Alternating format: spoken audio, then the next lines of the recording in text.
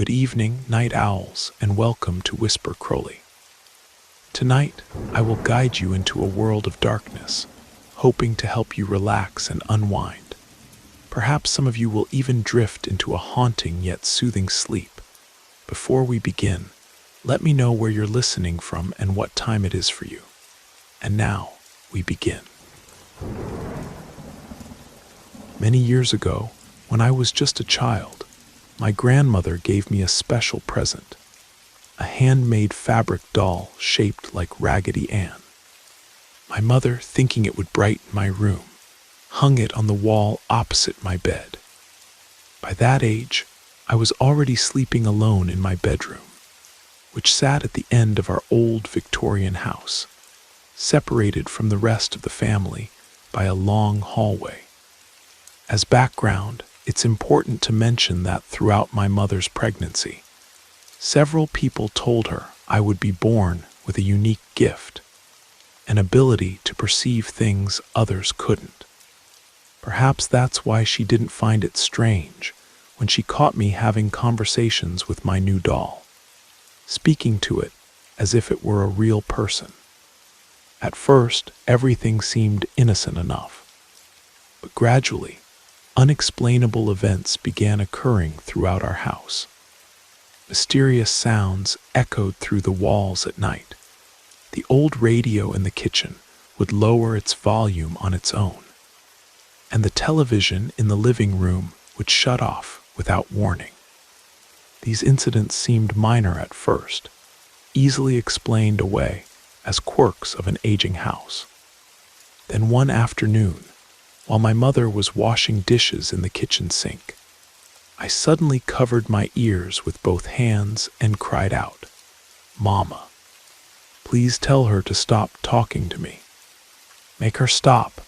She looked at me confused, since we were the only two people at home. "I don't want Annie to talk to me anymore. I'm tired of hearing her voice," I explained, my body trembling with fear. Without hesitation, my mother scooped me up in her arms, and we rushed to my uncle's house across town. We didn't return home until my father came back from his work at the mill later that evening. The next morning, while I was playing in the yard, she took the doll and threw it in the garbage bin behind our house. When I discovered what she'd done, I broke down crying, pleading with her to retrieve the doll. I feared that Annie would be angry with us for abandoning her. From that moment forward, everything deteriorated. Sleep became impossible, and I no longer felt safe anywhere in our home.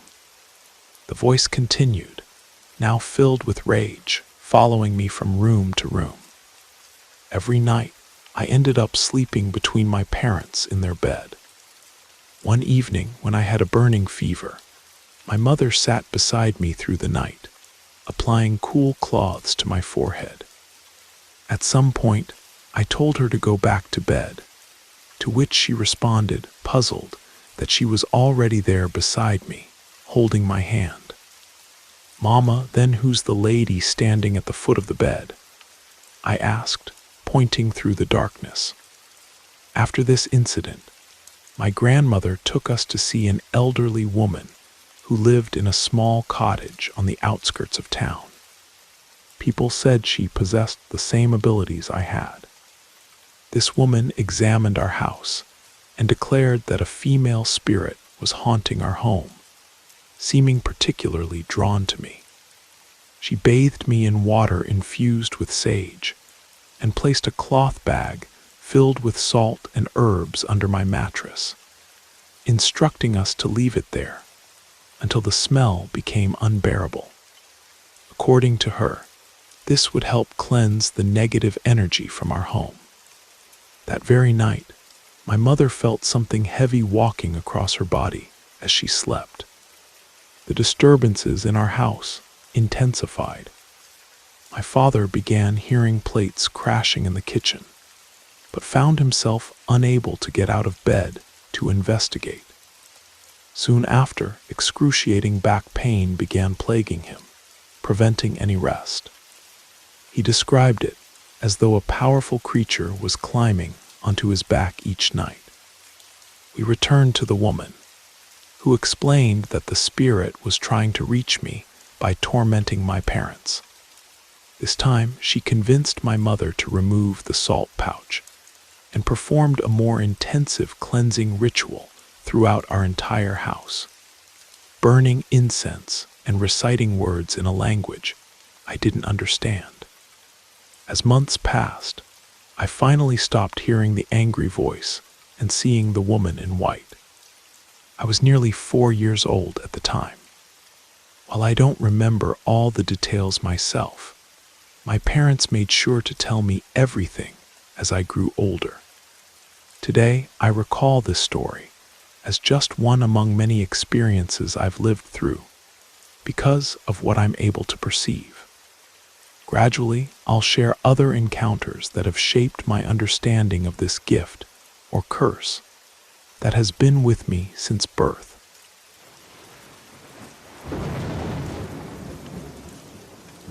I hope you enjoyed the first story. If you did, don't forget to leave a like. But if I didn't do my job well, feel free to give it a thumbs down. Either way, drop a comment and let us know where you're listening from and what time it is for you. Now, let's continue. A few months ago, something permanently etched itself into my memory. I live in a sleepy Connecticut suburb, but I attend Boston University for my junior year. During the long Thanksgiving break in late November, I decided to visit my parents for the week.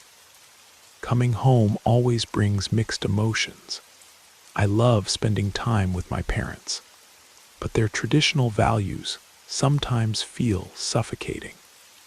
Take their stance on alcohol, for instance. Even though it's completely legal at my age, they maintain a zero-tolerance policy. If they discovered my occasional drinking, it would be a catastrophe. In their eyes, I'm still their little boy, not the 21-year-old adult I've become. Despite this, I never disrespect them, especially under their roof. Living at home taught me the art of discretion. Over the years, I've perfected the delicate dance of maintaining appearances. I can't count the nights I've slipped out quietly, or the harmless adventures I've kept hidden. Drinking inside the house was absolutely out of the question. My father notices everything. Thankfully, the vintage gazebo Dad built in the backyard when I was young still stands sturdy. Despite its weathered wood and occasional creaks, it serves as my perfect hideaway. From up there, I can see the entire yard, the driveway, and several windows of our Georgian-style house. Yet, someone would have to know exactly where to look to spot me. As a child, that structure was my sanctuary whenever I needed space, which happened more often than I care to admit. The Tuesday before Thanksgiving, my parents attended the annual community fundraiser downtown. They'd mentioned returning well past midnight, giving me plenty of time alone. Even knowing they'd be gone for hours, I didn't risk drinking in the main house. I grabbed my flask and climbed up to the gazebo. The November air was crisp enough to see my breath, and something about cold weather always triggers memories. The elevated solitude felt therapeutic. I've always found comfort in high places, watching life unfold below like a silent observer. As I watched the sun sink below the horizon, my thoughts drifted to upcoming finals and winter plans with college friends. By the time I finished my drink, complete darkness had settled over the neighborhood. That's when something caught my eye, a flashlight beam scanning our backyard. My blood ran cold. I was supposedly the only one home. Terror gripped me as the world narrowed to just me and that sinister light. Suddenly, movement in the shadows, snapped me back to reality. 3 masked figures moved purposefully around our property's perimeter. My body went rigid with understanding. Through the darkness, I watched them converge on our back door while a 4th person, apparently already inside, opened it to let them enter. My chest constricted with dread. Our family home was being violated. I froze, torn between paralyzing fear and disbelief. Without thinking, my phone was already in my hand, dialing 911. I whispered the emergency, my voice barely audible, then quickly ended the call. As I pocketed the device, I realized the screen's glow might have attracted attention. One of the intruders raised his head toward the trees. Instinctively, I ducked, but I felt certain he'd spotted me. "Hey, you!" The shout confirmed my worst fear. I lay flat on the gazebo floor, my heart hammering as I watched a dark figure approach. My pulse thundered in my ears as he reached the base of my hideout and began climbing. "Police are coming," I yelled desperately, hoping to scare him off. He seemed undeterred, continuing his ascent with determination. In blind panic, I grabbed the nearest object, my metal flask, and hurled it with every ounce of strength. It struck his head with a loud crash, and he cursed viciously before tumbling the 12 feet to the ground. The fall wasn't extraordinarily high, but it was enough. Instead of attempting another climb, he staggered back toward the house, shouting something to his accomplices inside. Within moments, I saw all 4 figures fleeing through the back gate. My heart felt like it might explode. Less than 3 minutes passed before sirens wailed in the distance. The police arrived as I shakily descended the gazebo steps, my legs threatening to give out completely. Words tumbled incoherently from my mouth as I tried to describe what had happened. I explained that I hadn't seen any vehicles or glimpsed any faces clearly. When I called my parents, I was surprised by their calm understanding. The officers speculated that the burglars had known about my parents' absence that evening, making the whole situation more sinister.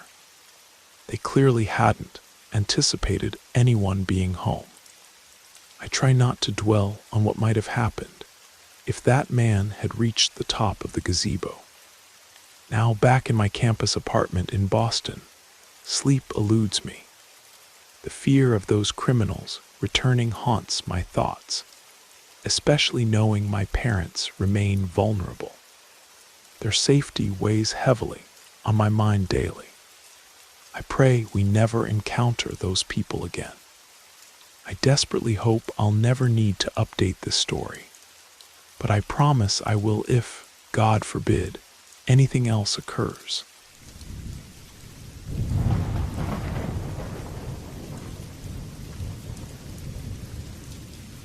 There was something deeply unsettling about the night I spent in the treehouse when I was 12 years old. And even though it happened almost 15 years ago, I still can't fully explain what I experienced that November evening in our suburban Michigan neighborhood. My family had moved to that house when I was just 5, right after my baby sister Emma was born. The place had everything my parents were looking for: 3 bedrooms, a decent-sized yard, and best of all, a sturdy treehouse that the previous owners had built for their 2 boys. That treehouse was actually what sealed the deal for my parents. They knew my older brother Ryan and I would love it, and the moment we saw it during our first visit, we were sold. For years, Ryan and I spent countless hours up there, creating imaginary worlds and having adventures. We'd bring our action figures, comic books, and sometimes even sneak up some snacks from the kitchen. By the time I hit middle school, though, the treehouse lost its appeal. I was more interested in video games and hanging out with friends at the mall. Those preteen years were rough. I was constantly butting heads with my parents, especially my dad. My grades had slipped from straight A's to barely passing, and I was getting in trouble at school for talking back to teachers. That particular Friday, I'd been called to the principal's office for the third time that month. When my dad found out during dinner, he grounded me for 2 weeks. No PlayStation, no computer, no TV. I was furious. That night, in a fit of rebellion only a 12-year-old could muster, I grabbed my sleeping bag, a flashlight, and my handheld Game Boy that I'd been banned from using. I stormed out to the treehouse, determined to show my parents they couldn't control me. The wooden structure creaked as I climbed up, the autumn wind making the bare branches scrape against each other. It was colder than I'd anticipated, but I was too proud to go back inside. I'd been playing Super Mario for maybe an hour when I started getting drowsy.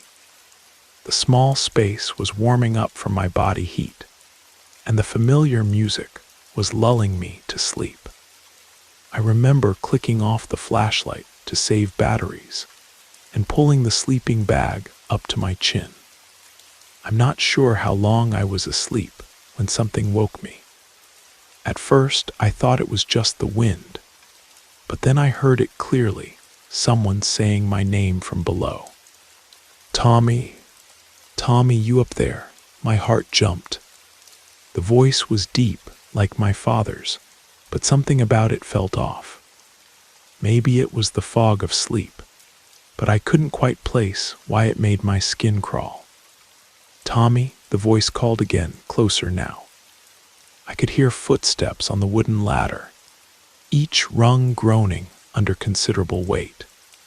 The treehouse had no door, just an opening in the floor, and I watched in the darkness as a head emerged through that square of black. I couldn't make out features, just a dark silhouette against the slightly lighter night sky. The figure was large, filling the doorway as it climbed through. "There you are," the voice said, but it wasn't my father's gentle tone. This voice had an edge to it, something that made every alarm in my body go off at once. "Dad," I whispered, hoping desperately that's who it was, even though my gut told me different. The figure paused, perfectly still for what felt like forever, but was probably only seconds. In that silence, I realized several things at once. The clothes weren't right, the smell wasn't my dad's cologne, and most terrifying of all, this person knew exactly where to find me. Without thinking, I dove for the small window on the far side of the treehouse. "Dad," I screamed at the top of my lungs. "Help! Dad," I heard scrambling behind me as the figure retreated quickly, the ladder creaking frantically. Below, lights started coming on in my house. First my parents' bedroom, then the hallway, and finally the back porch light flooded the yard. My dad burst through the back door in his pajamas, my mom right behind him. "Tommy, what's wrong?" I was trembling so hard I could barely speak. Someone was in the treehouse with me. They knew my name. My parents didn't dismiss it as a nightmare or imagination. They could see the terror in my eyes was real. Mom climbed up to get me, while Dad searched the yard with his flashlight. They found nothing but disturbed leaves, where someone had clearly been standing below the tree. "I wasn't trying to scare you," my dad assured me as we sat in the kitchen with hot chocolate. "I haven't been outside all night." The next day, Dad drove me to the police station. We filed a report with Officer Jenkins. a family friend who took it seriously. There wasn't much to go on, just my description of a male voice that knew my name, and the fact that whoever it was had known exactly where to find me. The detective said it could have been a transient, though that didn't explain how they knew my name. They increased patrols in our neighborhood for a few weeks, but nothing ever came of it. After that night, I never spent another night in the treehouse. I actually never went up there again. A few months later, we had a terrible ice storm that damaged the old oak, and my dad had to take the treehouse down for safety reasons. Years passed, and I began to wonder if my mind had played tricks on me that night. Maybe I was half asleep. Maybe it was just some harmless drifter who happened to hear my parents say my name earlier that day. But there's one detail that still bothers me. Our address was on a flag football league sign-up sheet at the local sports store that week, and my name was listed along with our street address. The sheet had been posted on the community board where anyone could see it. Sometimes I still wake up in the middle of the night, remembering that dark silhouette climbing through the treehouse floor, and wonder who it really was. The uncertainty haunts me more than any definitive answer could.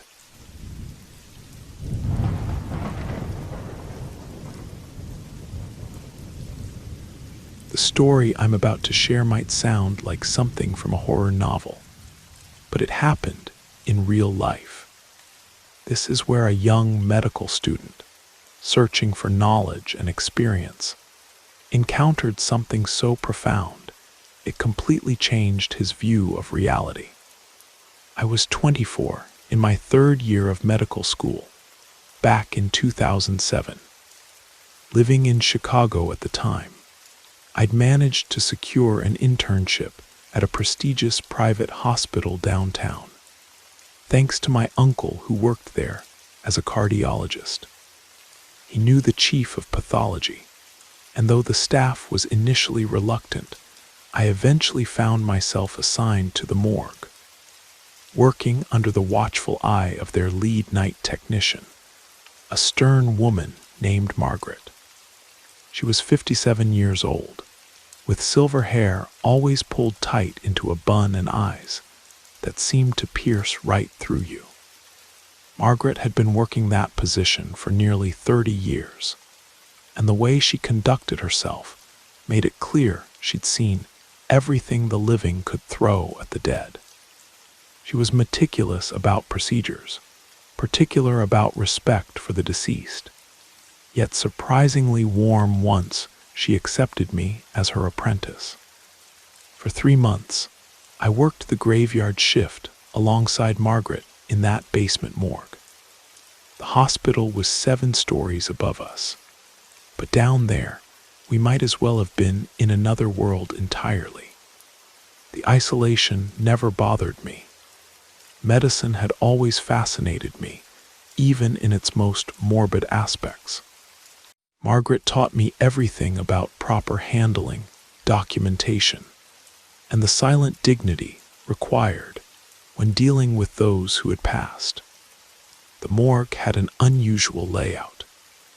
You'd enter through the main doors into a small waiting area with a counter and filing cabinets.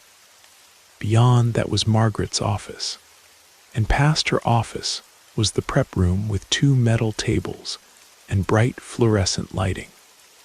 At the far end, through another set of heavy steel doors, was the cold storage area where the deceased were kept in individual refrigerated compartments, 24 in total, arranged in a grid along the walls.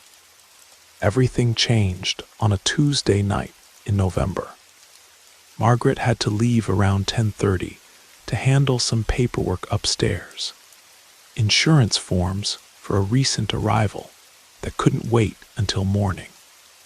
She trusted me completely by then, and since our work was finished for the evening, she told me to rest if I wanted. I decided to grab a late dinner at the hospital cafeteria instead. When I returned about 45 minutes later, I followed my usual habit of peeking through the small window in the prep room door before entering.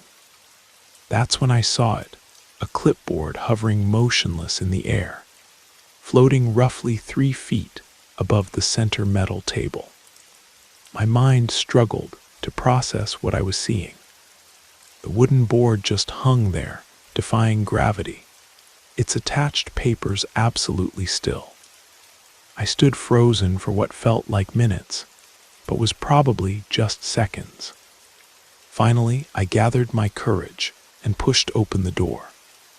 The instant I stepped inside, the clipboard dropped with a sharp clatter onto the metal surface. My heart was hammering as I approached the table.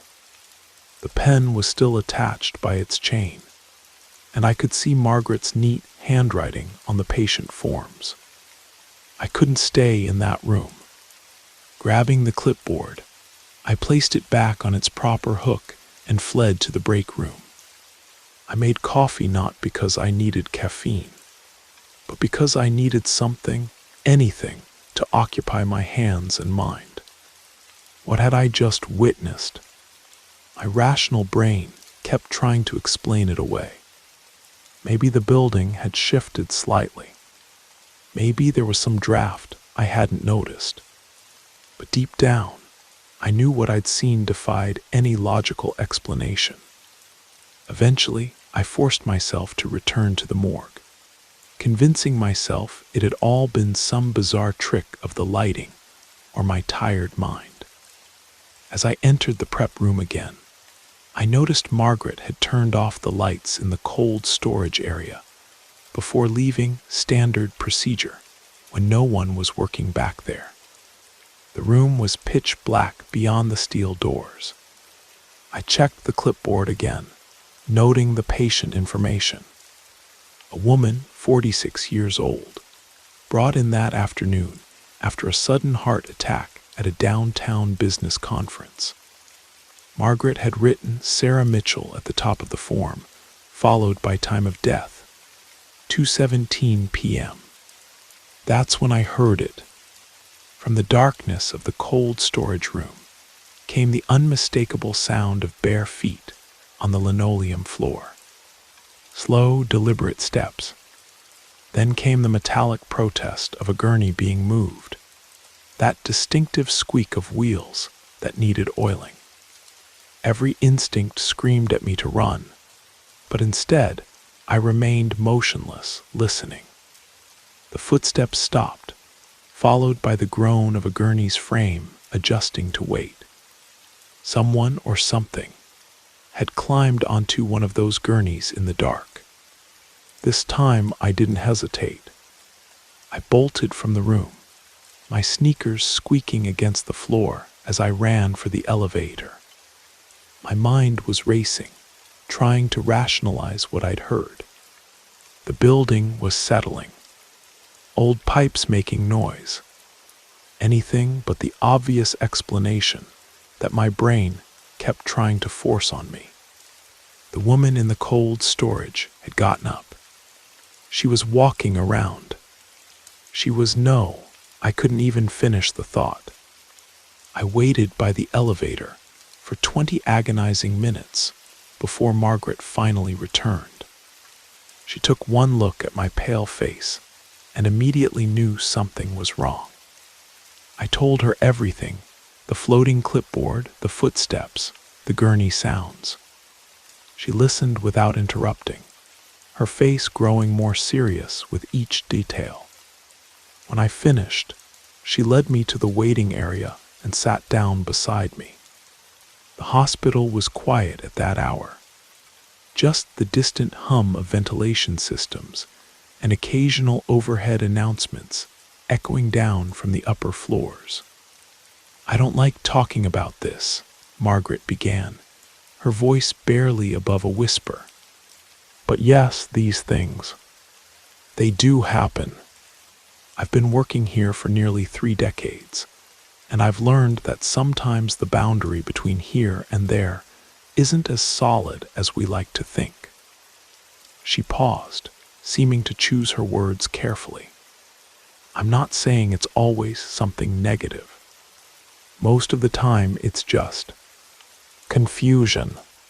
Some people don't realize they've passed on, or they're not ready to let go. The woman who came in this afternoon, Sarah Mitchell, she had young children. 2 girls, I believe. Ages 8 and 10. My stomach tightened. Margaret continued. Before you arrived this evening, I was completing her preliminary examination. I was in the cold storage when I heard movement. I turned around and there she was, sitting up on drawer 12. She looked around the room, then directly at me. Her expression was so lost, so uncertain. Then she just laid back down. You saw her too, my voice cracked. What you experienced with the clipboard, those footsteps, that was Sarah. She's looking for something, maybe trying to understand what happened. We're often the last contact these souls have with the physical world before they move on. It's our responsibility to maintain dignity and respect, especially when things like this occur. Margaret stood up and straightened her lab coat. We need to go back down. I know you're frightened, I was too, the first few times, but we have a job to do.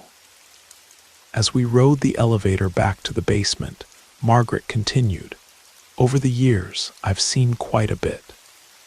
Objects moving on their own, lights flickering, cold spots that can't be explained. Once, an old gentleman who used to work in the hospital cafeteria. He passed away 10 years ago, appeared to me in the break room, still wearing his stained apron. He handed me a note that said check room 7. When I went to check, we found a patient who had coded, but their call button had malfunctioned. Was the cafeteria worker trying to help? I believe so. Sometimes they're trying to resolve unfinished business. Sometimes they're trying to help. And sometimes they're just as scared as we are. When we reached the morgue doors, Margaret paused and looked through the window. The clipboard's floating again, she said quietly. I looked and there it was, suspended in the air in exactly the same spot. My scientific mind screamed that this was impossible, but I couldn't deny what my eyes were showing me. Margaret turned to me. I need you to understand something. This isn't the first time I've witnessed paranormal activity, but it's the first time I've seen it happen repeatedly with the same spirit. Usually it's just once, and then they move on. Sarah's hanging around for a reason. She opened the door, and once again the clipboard clattered to the metal table. We both entered the prep room, and I placed the clipboard back on its hook. Margaret walked to the back of the room, toward the cold storage area. I'm going to turn on the lights, she said. I need you to stay where you are, facing away. Don't turn around no matter what you hear. The muscles in my neck and shoulders tensed as I stood there, back to the cold storage. I heard the lights click on, followed by Margaret's footsteps entering that room. Then her voice, soft and soothing. It's all right, Sarah. You're safe here. Your daughters will be taken care of. Your husband loves you very much. You don't need to be afraid. I heard the metal drawer slide open, a sound I'd become familiar with over the past 3 months. Then Margaret's voice again. That's right, dear. Just rest now. Everything will be all right. The squeak of the gurney, the rustle of the body bag, and finally the heavy thud of the refrigeration unit door closing. Footsteps approached behind me. It's okay now, Margaret said. You can turn around." When I did, she looked tired but relieved. She was confused about the time that had passed. In her mind, she'd only closed her eyes for a moment. The human mind isn't built to comprehend its own cessation. We continued our shift, reviewing proper documentation procedures and discussing various causes of death. Margaret was clearly trying to normalize the situation, and I was grateful for the distraction. By morning, another team arrived to collect Sarah Mitchell's body. Her family was holding the funeral that weekend. I worked with Margaret for 2 more months after that, but we never experienced anything supernatural again. On my last day, she pulled me aside. What happened with Sarah was rare. The combination of visible manifestations and the repeated nature of the encounters. Most spirits, if we can call them that, move on quickly once they accept their situation. You handled yourself well, considering. Margaret, I asked, how do you do this job knowing that sometimes the dead aren't quite done yet? She smiled sadly. Because someone has to. Because these souls deserve dignity in their transition, whether that transition is immediate or delayed. And because occasionally we get to help someone find peace who might otherwise remain lost between worlds. 20 years have passed since that November night in Chicago. I'm now a practicing physician myself, working in emergency medicine. Every so often, particularly on night shifts, I find myself thinking about that floating clipboard and the woman who couldn't let go. I keep a picture on my desk, not of Sarah Mitchell, but of my mentor Margaret, who passed away 5 years ago. Sometimes, very rarely, I think I hear her voice in the hospital corridors, giving advice to a young resident. But when I look, there's never anyone there. Perhaps some people really don't want to let go. Maybe they have one more lesson to teach, one more soul to guide. Or maybe, just maybe, the veil between worlds is thinner than we like to believe, and those who have crossed over sometimes choose to reach back through.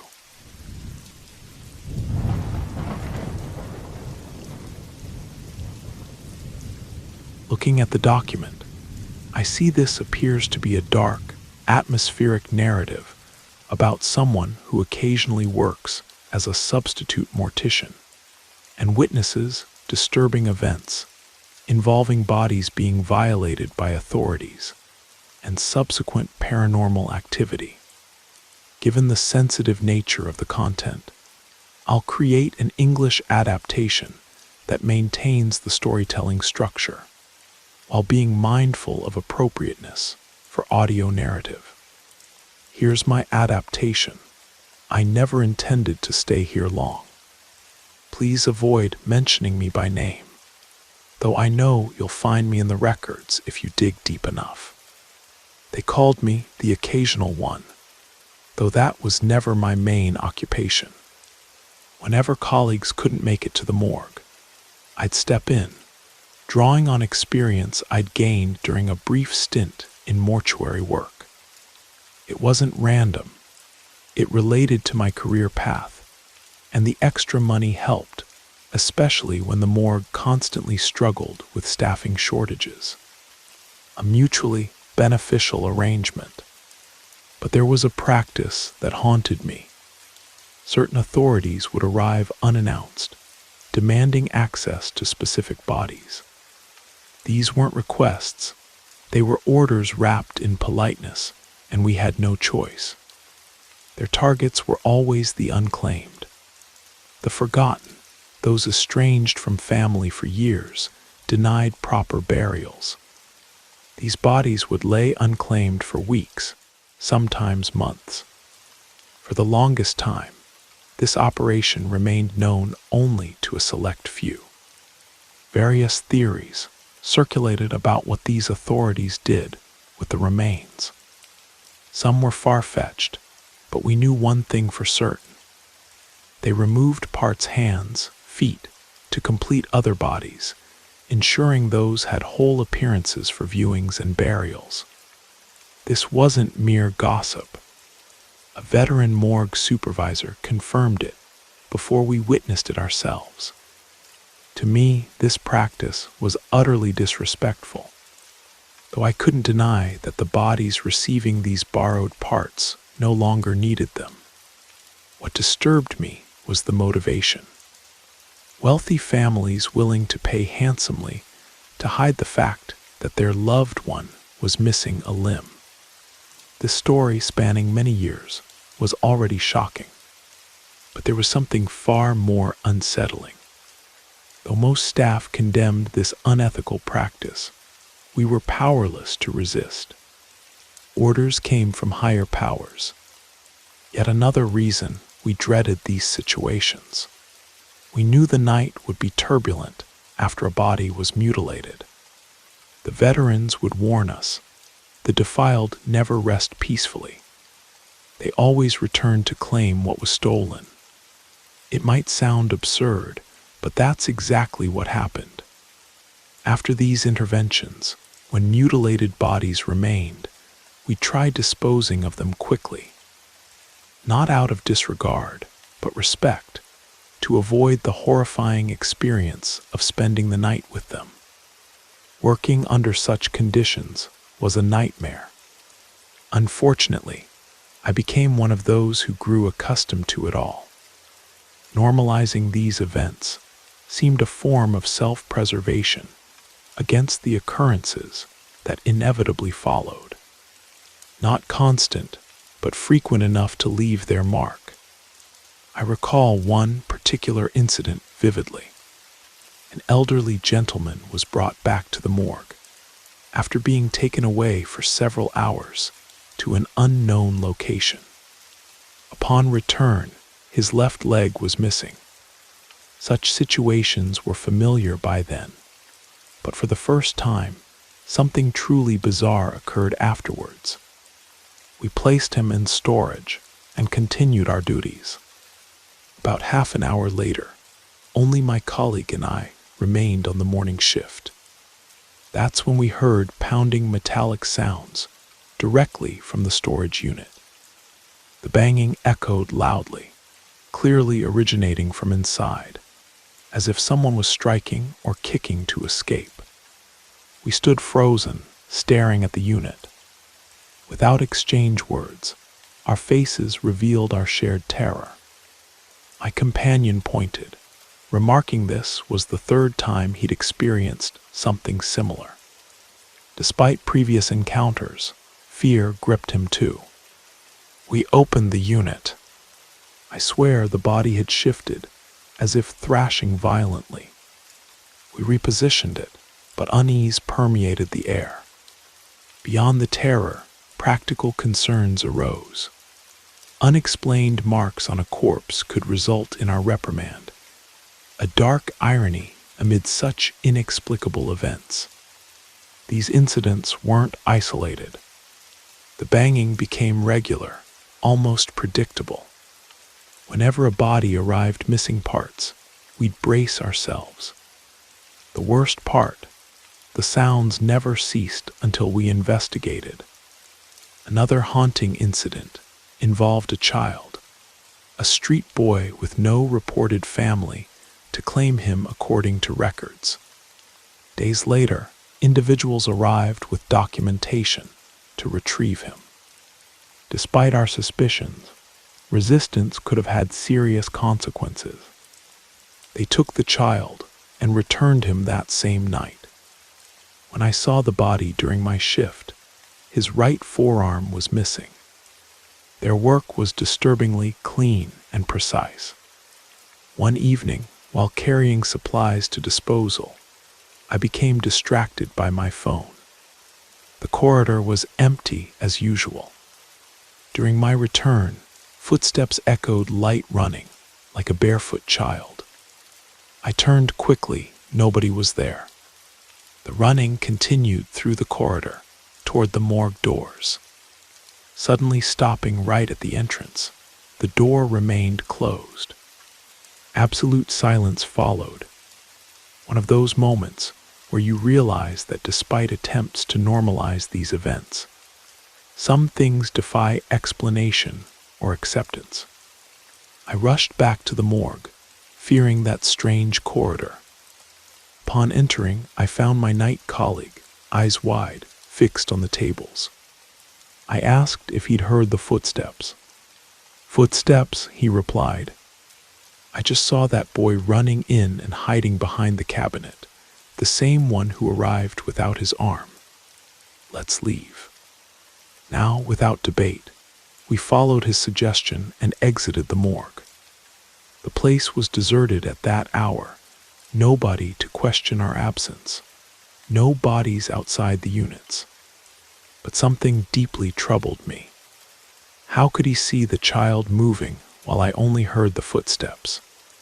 We retreated to the staff room, attempting to compose ourselves. Even there, our fear was obvious. My colleague trembled constantly. I asked what we should do. He responded there was nothing, just wait for someone to collect the boy. But we didn't know when, since he remained unidentified and unclaimed. As we discussed, another colleague arrived from the disposal area. Visibly agitated, he requested our attention. Sitting down, he lifted his pant leg, revealing his right calf.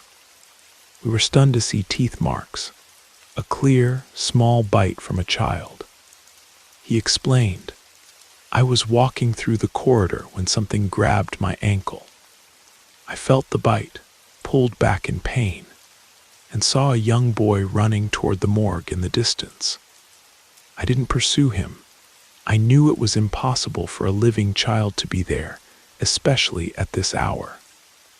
The mark was visible, undeniable. We shared what we'd experienced moments before. Impressed yet fearful of returning to the morgue, my colleague decided to hang a rosary, which he carried as a keychain, from the handle of the boy's storage unit. Curiously, this seemed to resolve the situation. The noises stopped, and peace returned for several days. The rosary remained there, and everyone on the morning staff understood exactly why. The following day, the bite remained on his leg, a reminder that these experiences were real. We knew these occurrences followed a pattern. When a mutilated body arrived, hearing barefoot running through corridors or sensing a disturbing presence was almost certain. The most severe case I witnessed even drew police attention. One night, beginning my shift, I found 3 officers in the morgue. I learned that earlier, 2 staff members, a recent hire and an assistant, worked alone without supervision. They reported something unusual. Both saw a man who'd open the morgue door, peek inside with only his head, then vanish. When they tried following him through the corridor, he'd disappear. The man was also spotted peering through windows of a storage area. This pattern repeated multiple times, leaving them increasingly unnerved. After seeking the security guard's help and finding nothing, they finally contacted police, fearing attempted theft. According to reports, each time he appeared, he'd enter slightly further into the morgue, as if testing limits. These events reinforced the constant unease of working somewhere where the inexplicable seemed routine. The search proceeded discreetly to avoid alarming patients on upper floors. Nothing was found. Officers received the man's description and left, claiming they'd reviewed security footage. When the supervisor arrived and heard the physical description, a man missing his left arm from the shoulder, both he and I immediately understood. Without delay, the supervisor took the two young men to the back area. Minutes later, I heard their terrified screams. "It's him," they recoiled, clearly horrified. The supervisor emerged with both of them, giving me that familiar look, the one that silently communicated, "Here we go again." Over the years, these cases diminished but never ceased entirely. Previously, bodies returned 10 to 15 times annually, always with disturbing consequences. A veteran colleague's words still echo in my mind. Eventually, every body reclaims what's theirs. There were other similar situations, but I believe this suffices to illustrate how terrible it all was. When a body was taken away, something was done, and upon return, we were the ones who suffered. It seems that disturbing the dead, whether stealing belongings or body parts, crosses a boundary that should never be breached. I can't help wondering, have those responsible for this experienced something worse than what we endured? We'll never know. It's unsettling to imagine someone buried with limbs that weren't their own. How can they possibly rest in peace under such circumstances?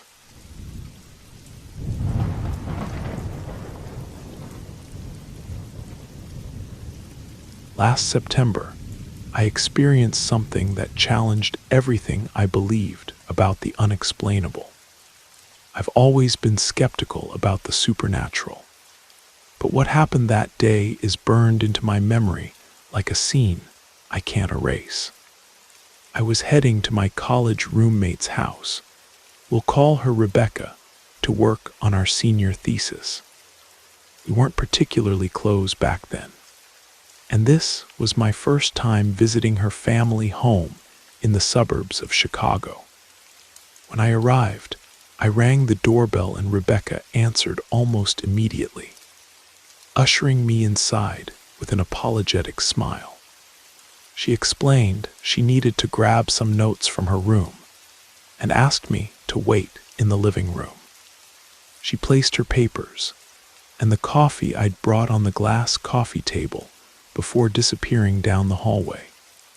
The house was eerily quiet, and I assumed we were alone.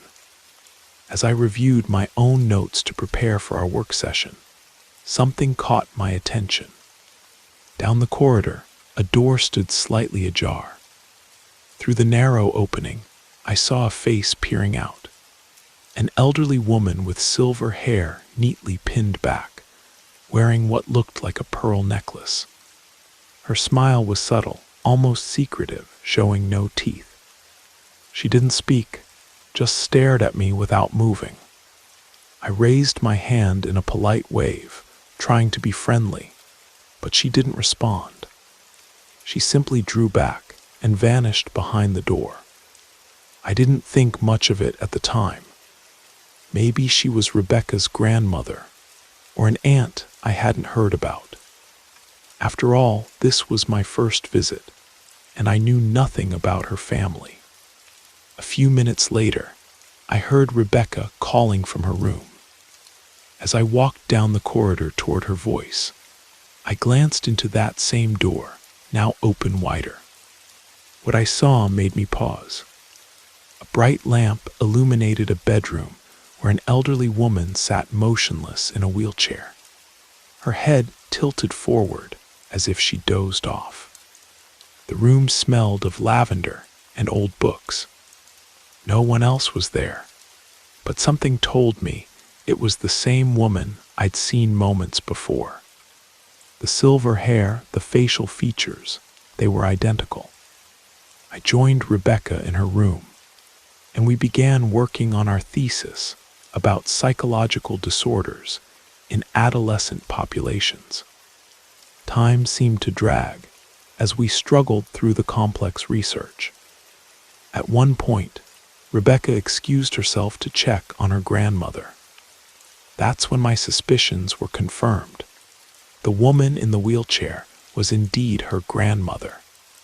I hadn't asked about her earlier because we weren't that close yet.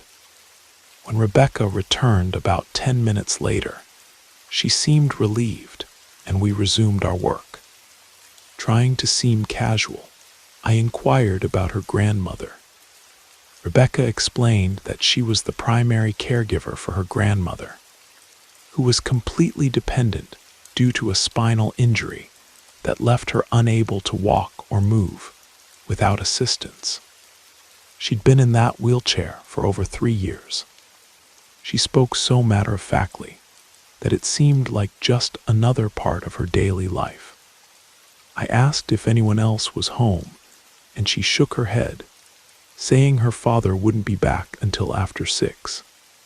That's when it hit me, the impossible reality of what I'd witnessed. How could the grandmother I'd seen standing at the door be the same woman confined to that wheelchair? The rational part of my brain scrambled for explanations. Maybe it wasn't her grandmother at all, but someone else who looked similar. But the resemblance was uncanny. The silver hair styled exactly the same way, the pearl necklace, even the expression on her face. I considered telling Rebecca what I'd seen, but something held me back. What if I was mistaken? What if I caused unnecessary worry or confusion? The afternoon continued uneventfully as we finished our thesis outline, though my mind kept drifting back to that mysterious encounter. I never did tell Rebecca about what I saw that day in her house. Even now, months later, the memory haunts me. Who was that figure watching me from behind the door? How could she have the exact same face as Rebecca's wheelchair-bound grandmother? Sometimes, late at night, I wonder if some mysteries are better left unexplained.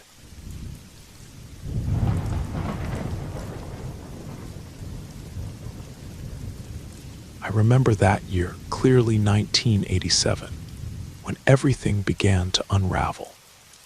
I was just a small child, barely 5 years old, and my routines seemed perfectly ordinary until unsettling events began to take shape, sending shivers down my spine even now. My grandmother had lived with us, or rather, we lived in her house, a sprawling Victorian structure in the outskirts of Boston, with gabled roofs and a wraparound porch. The layout was peculiar. Rooms connected by narrow corridors that seemed to twist and turn without reason. The atmosphere was usually peaceful, filled with the scent of her famous apple pie and the ticking of the grandfather clock. But that tranquility shattered when grandmother fell ill. Her bedroom sat at the end of the longest corridor, past the library with its towering bookshelves, and through a dim hallway lined with family portraits. A single window overlooked the garden, where her beloved roses grew wild. The room held only essentials: an antique four-poster bed, a mahogany armoire that creaked when opened, and faded photographs in ornate frames covering one wall. 3 days before she passed, something extraordinary happened. Moths, enormous, coal-black creatures with wingspans larger than my small hands, invaded our home. They weren't ordinary moths. Their bodies were thick and grotesque, and they seemed to resist all attempts to remove them. My mother would chase them with a broom, wave dish towels, even spray the air. But they clung to walls and ceiling with unnatural persistence. I remember one perched directly above grandmother's headboard, its dark wings spread like a sinister guardian. Another appeared in my bedroom, settling on the lace curtains and remaining motionless for hours, as if it were painted there. Grandmother lay so still, I could barely see her breathing. An unnatural silence fell over the house. No more storytelling by the fireplace. No visits from neighbors. No sound of her music box playing its gentle tune. The feeling of something approaching hung heavy in the air, though no one dared speak of death aloud. 2 days before her departure, I noticed something even more disturbing. Translucent shapes began manifesting in my bedroom. They weren't quite transparent, more like morning mist or steam that hadn't yet condensed. These apparitions appeared most frequently in the pre-dawn hours, just as I prepared for school. Sometimes they'd drift across my room. Other times they'd remain perfectly still near the window seat where I liked to read.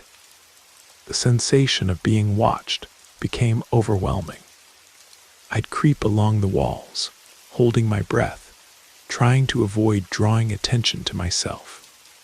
These wisps of light seemed to follow me with invisible eyes, leaving me convinced that something far beyond our understanding was occurring. When grandmother finally left us, the house transformed entirely. Grief settled into every corner, even though we'd known this day would come. The black moths vanished as suddenly as they'd appeared, leaving no trace of their presence.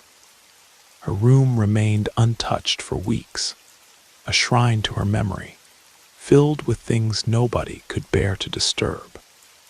Perhaps we hoped, deep down, that she might somehow return to sit in her rocking chair one more time. Several weeks later, while the wound of her absence still felt raw, I found myself alone in the parlor. I was absent-mindedly watching cartoons on the small television, while my mother worked in the kitchen. The house felt oppressively quiet despite the animated voices from the screen. A massive gilded mirror dominated one wall of the parlor, reflecting the hallway that led to grandmother's room. As I glanced at the mirror's reflection, my heart jumped into my throat. The door to grandmother's room, which had been firmly closed for weeks, swung open with deliberate force. Not a gentle drift or slight movement, but a purposeful push, as if someone stood behind it with clear intention. The house was sealed against drafts. The windows were shut tight. There was no explanation for such movement except terror overwhelmed me. I sprinted to the kitchen and collapsed on the tile floor, pressing my palms against my ears to block out any sounds that might confirm what I'd witnessed. Tears streamed down my face as my mind raced with explanations that all led to the same impossible conclusion. I couldn't face returning to the parlor, couldn't bring myself to look at that mirror again. The thought that grandmother's spirit might be trapped, wandering these halls searching for rest, filled me with both sorrow and fear. When my mother returned from hanging laundry in the backyard, she found me still trembling on the kitchen floor. I remained silent about what I'd seen, afraid she'd dismiss it as childish imagination, or worry that grief had affected my mind. So I swallowed my terror and tried to breathe normally, forcing myself to forget the impossible. But forgetting proved harder than I'd imagined. Later that same year, another incident occurred that would haunt me for decades to come. I was in my parents' bedroom, arranging my collection of porcelain dolls in elaborate tea party scenes. Their room was larger than mine, with enough space to create entire miniature worlds. My parents were downstairs listening to radio, and the door was closed to contain my mess. I sat cross-legged on their brass bed, carefully adjusting a doll's lace dress. The afternoon sun painted golden rectangles across the hardwood floor. Everything seemed normal until the atmosphere shifted subtly, like someone had walked into the room, though I heard no footsteps. The air felt charged with invisible tension. Suddenly, with terrifying clarity, I sensed something beneath the bed. Before I could react, icy fingers wrapped around my ankles, yanking downward with shocking strength. I clutched the bedpost desperately, my small fingers turning white with effort. My feet were lifted off the mattress, dangling in the air as whatever held me tried to drag me into the darkness below. I couldn't scream. My voice had abandoned me completely. Pure survival instinct kept me holding on as I felt myself slipping, millimeter by millimeter. My heart pounded so hard I thought it might burst. I knew with absolute certainty that if I let go, something unspeakable waited beneath that bed. The struggle felt endless. Was it seconds? Minutes? I lost all sense of time. Then suddenly, a tremendous crash echoed through the house, like someone had slammed a heavy oak door with violent force. In that instant, the grip on my ankles released, and I scrambled backward, pressing myself against the headboard. I noticed then that the bedroom door stood wide open, though I distinctly remembered closing it. Had someone or something entered? I remained frozen, clutching my knees to my chest, too terrified to check under the bed or to call for help.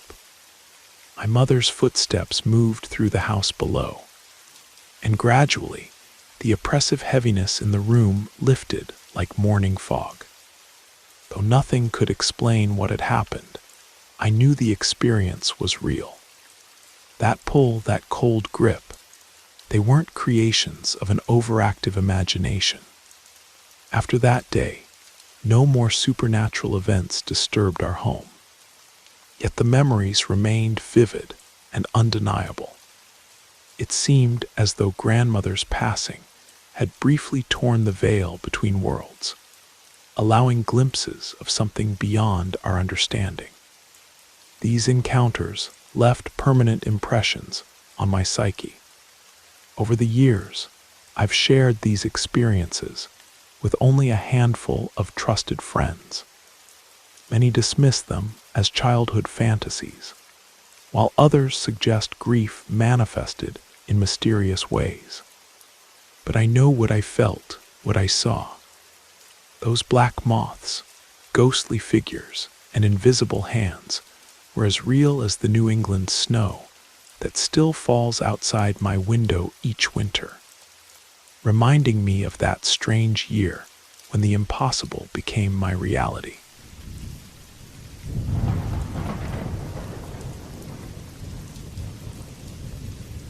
I've been working night shifts as a freelance graphic designer for the past 6 months, ever since my husband deployed overseas. Our small Victorian house in Savannah feels different now. Just me and my 8-year-old daughter, Emily, rattling around in these old rooms. The Spanish moss hanging from the live oaks outside casts eerie shadows through our windows, but I've learned to ignore them. What I can't ignore is what happened 3 weeks ago. It was a Tuesday night, and I just finished a logo design for a client in California. The antique clock in the hallway chimed 12 times as I headed to the kitchen for chamomile tea. Emily had asked to sleep in my bed that night. She does that sometimes when she misses her dad. As I waited for the kettle, I heard it. A soft scraping sound, like claws on hardwood, coming from the hallway that leads to the bedrooms. My blood ran cold. We don't have any pets. The rescue shelter said Emily was too young to handle the responsibility. And with my unpredictable work schedule, they were right. The sound grew closer. It wasn't the house settling. I'd learned those creaks by now. This was deliberate movement. I grabbed a flashlight from the junk drawer and peered into the hallway. Nothing, just darkness and that persistent scratching getting louder. Emily appeared at the top of the stairs, rubbing her eyes. "Mommy, what are you doing?" "Just getting some tea, sweetie." "Go back to bed." But then we both heard it. The scratching stopped right at the base of the stairs. Emily's eyes went wide, and she clutched her stuffed bunny tighter. I wanted to protect her, to have answers, but all I had were goosebumps spreading down my arms. "Maybe it's just the pipes," I said weakly. But when had pipes ever sounded like that? I made her hot chocolate instead of sending her back to bed. We curled up on the couch with flashlights, watching Disney movies until dawn painted the sky pink. The scratching had stopped, but neither of us slept. 2 nights later, I woke to Emily's screams.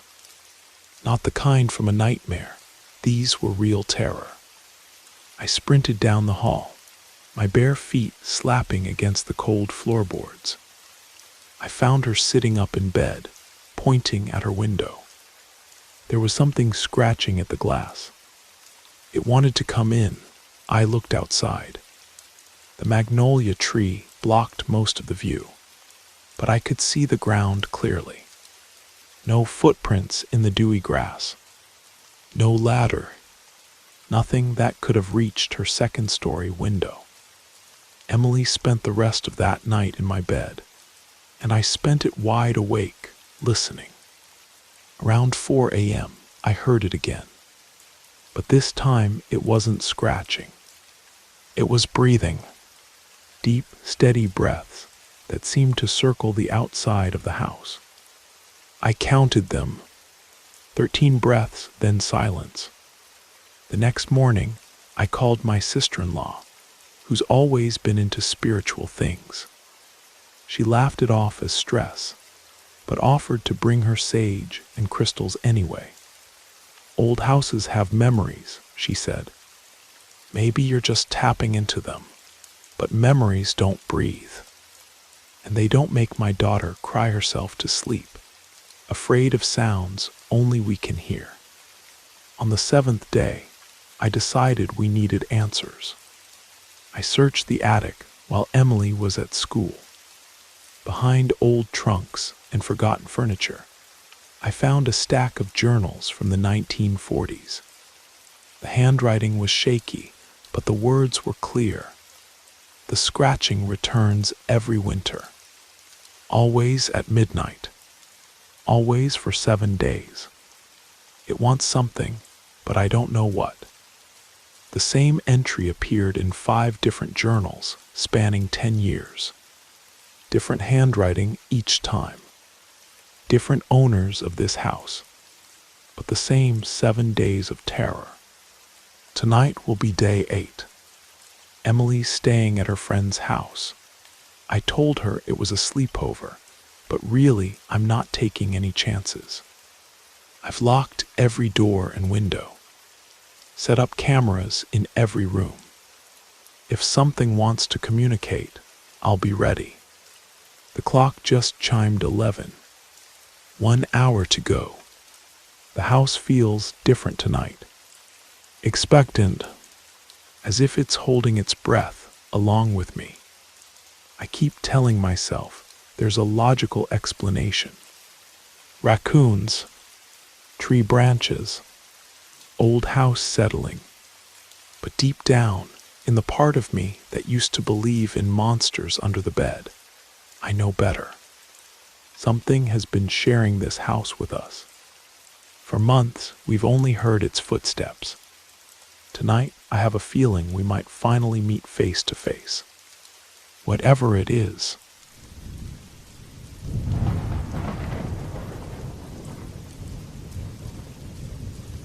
My name is Michael, and what I'm about to share happened several years ago, sometime in October of 2017. I can't recall the exact day, but I'm certain it was during that period. I need you to understand that talking about this isn't simple. Not only because what happened was so unusual, but also because even today, it causes me deep anguish.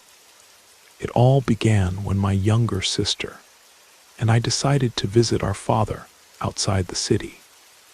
He was staying at our grandmother's house due to family issues. It wasn't a place we visited frequently. In truth, my grandmother had always seemed like a peculiar person to me, reclusive, with habits I never fully understood. Her house was located in an isolated area, far from any convenience. From the very first day, I sensed that something in the atmosphere was different, but I couldn't pinpoint exactly what. My sister was in a room next to mine, a small space with a window facing the back garden. I passed the first night without any major incidents, but the next morning, my sister appeared completely exhausted. She told me with obvious apprehension that a cat had spent the entire night in front of her bedroom door. According to her, the animal remained motionless, staring fixedly through a crack in the door. Every time she tried to close her eyes, the cat would meow. What bothered me most wasn't the story itself, but the way she narrated it. She seemed genuinely shaken. I told her it was probably just a stray cat, but she insisted that the animal's behavior was anything but normal. On the second night, taken by curiosity, I decided to stay awake longer while my sister slept in the adjacent room. I remained alert in my room, which was at the end of the corridor. Around 2 a.m, I heard light, continuous sounds like claws scratching the wooden door. I got up carefully and looked into the corridor. It was almost completely dark, except for the dim light of a bulb my grandmother kept on. At first, I saw only shadows, but then I noticed a crouched figure by my sister's bedroom door.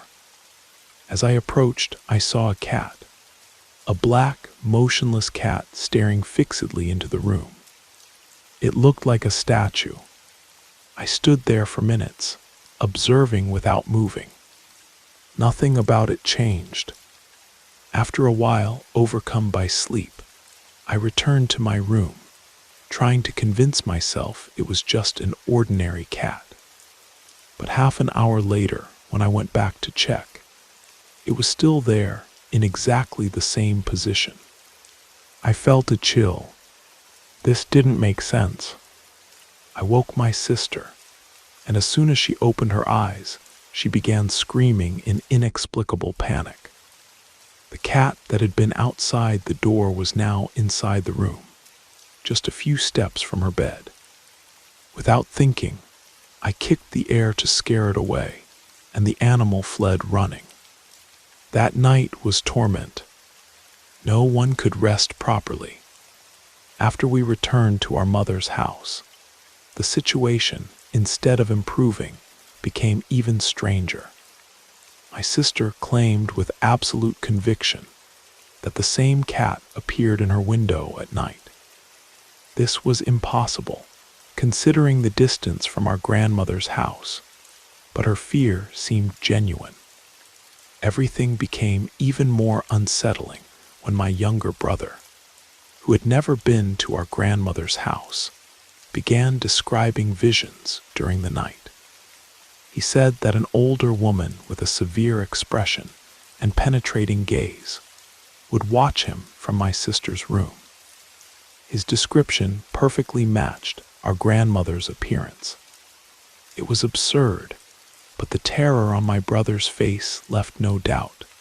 Something very unusual was happening. I'd always harbored a suspicion that my grandmother was involved in something I couldn't decipher. Something dark and disturbing. When I spoke to my father about what was happening, he reacted with skepticism. But it was impossible to deny that there was a suffocating tension in that house. The night seemed endless. Strange noises echoed through the walls. Light footsteps crossed the corridor while we slept. Shadows seemed to move in empty corners. My sister would wake up screaming in the middle of the night. My brother spoke of invisible hands touching him. As for me, no matter how much I tried to stay calm, I felt a tightness in my throat every time the sun disappeared below the horizon. It was then that my mother, gripped by desperation, decided to seek help from a priest. The priest arrived, entered the house, and spent a long time walking through the rooms without saying a word. His expression, however, revealed much. When he finally spoke, he was direct. What we were facing, there was not something simple, but an extremely negative presence, a heavy energy that went beyond a common manifestation.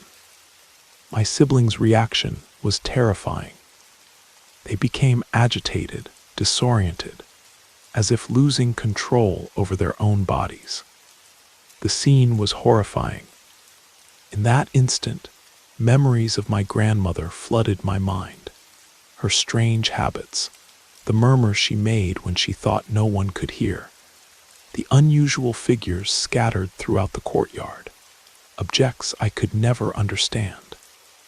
It was as if all the pieces finally fell into place. It took 2 exorcisms to deal with what was in that house, hours that seemed to last an eternity. When everything ended, the priest explained that this wasn't just about spirits, but something deliberate, sent by someone close to my father's family. He didn't mention names, but I knew. My grandmother was the only family member who displayed such peculiar behaviors. Although it was never openly confirmed, the idea of her connection to black magic practices or strange rituals never left my mind. After that day, things seemed to have stabilized. My siblings no longer suffered panic attacks. The cats disappeared, and the shadows in the corners finally vanished. However, something essential had changed forever. The bond between my family and my father's relatives was broken once and for all. We stopped visiting my grandmother completely, and my father only came to see us on rare occasions. We tend to think of grandmothers as figures of affection, protection, and tenderness. But not all of them are like that. Sometimes those closest to us hold the darkest secrets we could ever imagine. I'm still not sure what my grandmother intended or the reasons behind her actions. Perhaps I'll never find out.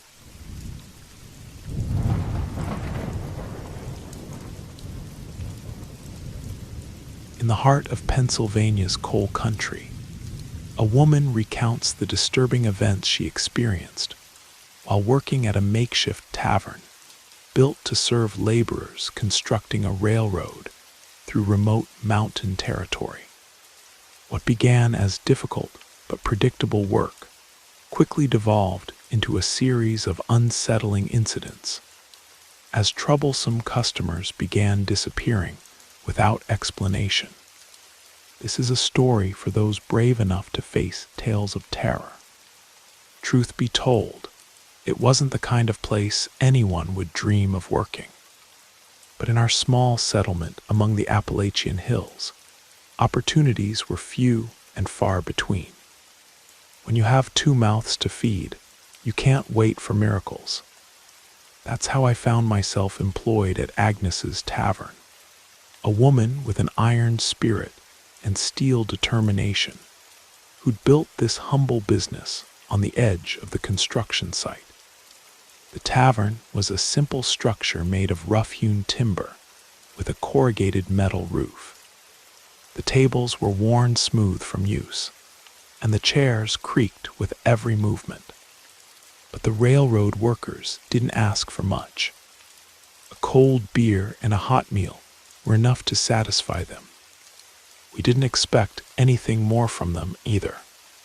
Over time, however, we began to notice something dark hovering over certain men. They came in all varieties. Some just wanted to unwind after a grueling day under the scorching sun, making pleasant conversation and treating us with respect. Others arrived carrying anger, taking out their frustrations on us. We were 5 servers. Ellen, an experienced woman raising 3 children alone after losing her husband. Catherine, who dreamed of moving to Pittsburgh. Margaret, a quiet young woman of few words. Grace, who always wore a subdued smile. And myself, Rachel. At first, we tried to stay clear of tense situations, but men like Thomas, the site foreman and the engineer's right hand, made this nearly impossible. Thomas was cruel, the sort of man who took pleasure in belittling others. Looking him directly in the eye was always a risk, as his challenging gaze was intimidating. If we made any mistake, like spilling a drink or taking too long with food, he seized every opportunity to humiliate us. "You're here to serve us, not create drama," he declared once when Ellen tried to counter an offensive remark. "If you don't want to hear certain things, don't work here," he said mockingly. That episode made it clear Thomas knew no boundaries, and unfortunately, there was little we could do. Still, Agnes never abandoned us. Stern in appearance but generous in heart, she treated us like daughters and always tried to ease tensions. "Stay strong, girls," she'd say, her voice heavy with sorrow. Everything took a different turn one morning when a worker vanished. It was Joseph, an elderly and cantankerous man known for his unpleasant remarks. Initially, they believed he'd simply abandoned the job or gotten lost in the woods after a night of drinking. Days later, they found his body in a ravine far from the construction site. He was torn apart, covered in deep bites and scratches, as if attacked by a wild animal. The workers speculated it was a mountain lion, as several had been spotted roaming the hills. But in our settlement, the stories were different. They said it couldn't be just a mountain lion, because no one had heard or seen anything strange the night Joseph disappeared. Gradually, other troublesome men began to vanish. First Joseph, then 2 others whose names I can barely recall, as they'd never shown us kindness. All were found with similar injuries, appearing to be victims of an enraged creature. While most believed the attacks came from mountain lions in the region, we servers noticed a pattern. All victims were men who'd caused problems at the tavern. Tension grew with each new disappearance. Thomas, however, maintained his arrogant attitude, mocking others' fear. "These cats only attack the weak," he laughed. "They wouldn't dare come near me." It was impossible not to feel anger seeing him so confident while others, just as guilty, had paid dearly for their behavior. Thomas remained untouched. One night Grace, unable to contain herself, whispered, "If there's justice, Thomas should be next." Agnes quickly scolded her, "Don't speak like that, Grace. Don't tempt fate." But the truth was we all shared the same thought. Thomas was responsible for much of our suffering, and though we avoided admitting it, deep down we hoped he'd meet the same fate as the others. Then something happened that turned everything upside down. While serving workers as usual, someone burst into the tavern, pale and trembling. It was Andrew, a young laborer who could barely form a sentence. "I saw it. I saw it. I saw the mountain lion dragging a body." An eerie silence fell over the place. Everyone turned to him, trying to process what he was saying. One of the older workers approached seriously. "Are you sure about what you saw, boy?" he asked firmly. Andrew, still shaking, confirmed. It was enormous, much larger than any mountain lion I've ever seen. Its eyes glowed, and it stared at me before disappearing into the brush. Fear spread like a shadow across everyone. The description didn't match any ordinary animal. Despite the fright, the men decided to act. They organized an impromptu hunt, promising to end the creature before it could strike again. Thomas, however, remained unmoved. "If you want to play hunter, go ahead," he said disdainfully as he finished another beer. "I won't waste my time on these superstitions." That night, the atmosphere in the tavern was thick, as if the air itself was heavy with tension. Agnes, usually steadfast, seemed restless even while maintaining composure. Her normally confident eyes betrayed worry. When we closed the tavern, a howl echoed in the distance. It wasn't from a coyote or mountain lion. It was a deep sound, almost human, that left us frozen. We exchanged frightened glances, all aware something was about to happen. That night was endless. We closed the tavern in silence, trying to ignore the sound that seemed to come from the mountain's depths. Agnes, practical as always, hurried us.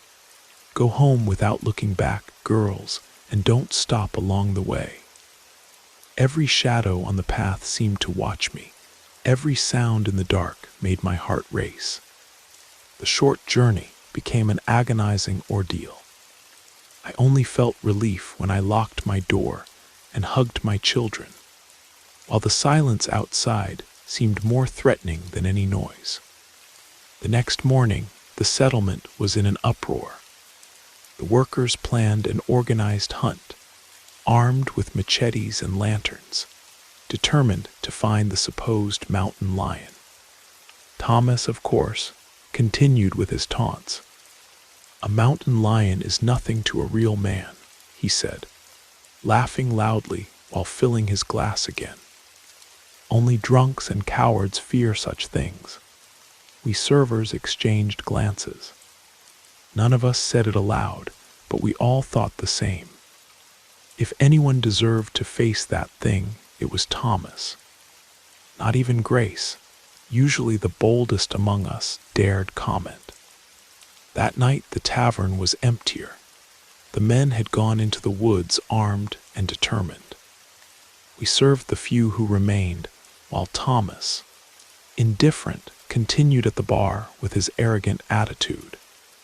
"They're wasting time. That mountain lion is just a big dog or something. They won't find anything," he said, toasting his own confidence. Everything changed when, near midnight, a group came running from the woods. They were visibly terrified. One man, his shirt torn and arm injured, stumbled into the tavern. "We found it, but it's not a mountain lion," he shouted, his voice laden with panic. The commotion stopped instantly. Thomas, always ready to mock, stood up and approached the man. "What are you saying, idiot? Going to invent a new legend now?" The man, still breathless, looked at him with a mixture of anger and terror. "It's not a mountain lion, Thomas. It was massive, larger than anything I've ever seen. Its eyes glowed like flames, and the sound it made wasn't natural. It attacked us, and we barely escaped." Murmurs grew among those present. Thomas crossed his arms, trying to maintain his facade of indifference. "You were drunk, that's all. You got scared of something in the dark." Agnes, who'd been watching in silence, approached. "Thomas, you should go home. It's late. Even if you don't fear the woods, you should think about what might happen here." Thomas just laughed, carefree, and poured himself another beer. "Agnes, if I meet this magical cat everyone's talking about, I'll prove I'm not like these cowards." I don't run from any noise." Thomas's words hung in the air, heavy with arrogance. That night he left the tavern drunker than usual, stumbling along the dark path toward the workers' quarters. Unlike other times, no one accompanied him. The truth was, deep down, many wished the mountain lion would finally cross his path. The next morning, the settlement was seized by unexpected news. Thomas had been found dead on the trail to the quarters. His body was mangled, with deep scratches and bite marks, like the other men before him. But there was something that made this death even more disturbing. According to those who found him, Thomas's face showed a frozen expression of pure terror, as if he'd seen something horrifying that had killed him with fear before being physically attacked. Thomas's death plunged the settlement into chaos. The workers, once determined to hunt the cat, were now gripped by panic. In groups, they began abandoning the construction site, leaving the railroad unfinished. At the tavern, the atmosphere was also tense. Agnes, usually our source of strength, seemed increasingly distant and silent. Some nights I'd find her seated at the bar, staring fixedly at the window, as if expecting something to emerge from the mountain's darkness. "Agnes, is everything all right?" I asked one night when only we two were cleaning tables. She looked at me strangely, almost as if the question surprised her. "Don't worry about me, Rachel. Just be careful on your way home." Those words left me uneasy. I felt she knew more than she revealed. A few days later, the tavern closed abruptly. Agnes's children came to fetch her, claiming her health had worsened and she needed hospital care. Without clear explanations, our source of livelihood was abandoned. With the construction nearly deserted, each of us had to find other means to survive. News of Agnes's death arrived soon after. At first, they said it was due to her illness, but the truth emerged during the wake. Someone had tried to rob her house and ended up shooting her. The revelation shook us deeply, but also cast a shadow of doubt. In the following days, we began reviewing the events, the disappearances, the attacks, and Agnes's strange behavior in the final weeks. Catherine was the one who broke the silence, saying what we all feared to admit. What if Agnes was the mountain lion? We sat motionless, considering the idea. It seemed absurd, but the coincidences were numerous. The attacks always occurred on nights, when she was more quiet and distant. Strangely, she'd never been attacked, despite staying alone late at the tavern. Grace, always direct, added, "What if she wasn't the mountain lion but was involved? Maybe she knew what those men did to us and found a way to end them." No one said more. In the end, only silence and unanswered questions remained. The tavern stayed closed, and the railroad construction was abandoned, swallowed by time. The settlement returned to its peaceful routine, but whenever someone mentions those days, the disappearances, the attacks, and the strange mountain lion figure, those of us who lived it remember Agnes and can't avoid doubt. Was she just a victim, or was there something more we never knew? Perhaps we'll never know. What's certain is that since then, the names of Thomas and the other men disappeared from settlement conversations, as if their very memory had been erased. There are secrets that seem meant to remain in shadows, far from easy answers. There are mysteries in this world that don't always reveal themselves in ways we expect. Sometimes, what we ignore can manifest in forms we never imagined. especially when night falls.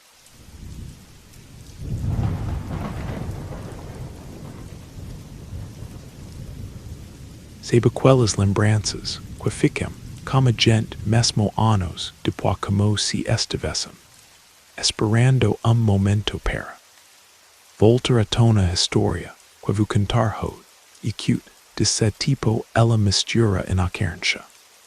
Curiosidade e desconforto, crescent que na pouca percha difícil de explicar. Espero que evocar consiga sentir o peso e o mistério desses momentos tanto quanto eu senti, quem nos canta esse primeiro. Relato e cute anara boa noite dom resolve dividir. Isso porque até hoje esses dias. E persigam como uma pergunta, sem resposta quando eu tinha 8 anos nessa. Família se mudou para uma casa, que ficava à margem de uma floresta densa. Meus pais estivam receosos sobre comprar. Imóvel cujo quintal terminava, exatamente onde começava a mata tinem. Preocupados como animais selvagens, invadindo nossas lixeiras ou atacando. Nossos cachorros além do medo constante, de que explorando demais entradas.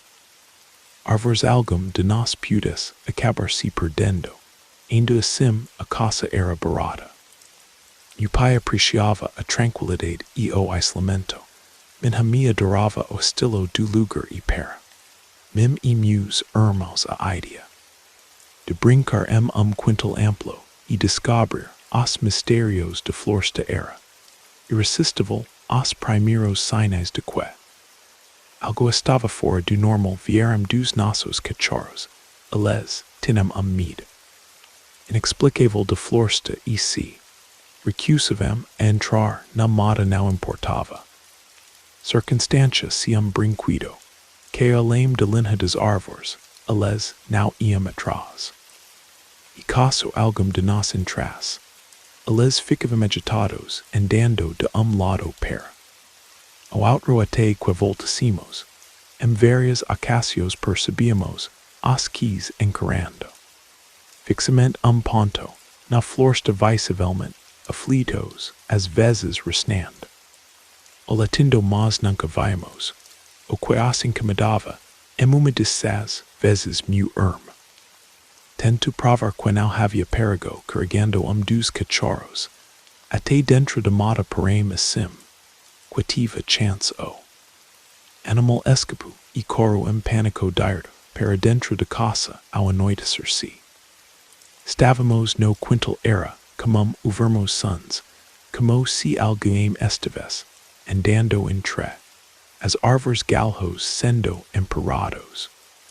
E gravidos quebrando, quando chamávamos ninguém respondia, mas às vezes ao iluminar como uma lanterna conseguíamos ver por instante mudo, breve algo que parecia ser uma pessoa se movendo na escuridão isso fez, como que meus pais probassem a todos de entrar na floresta depois que o sol se punha e até mesmo.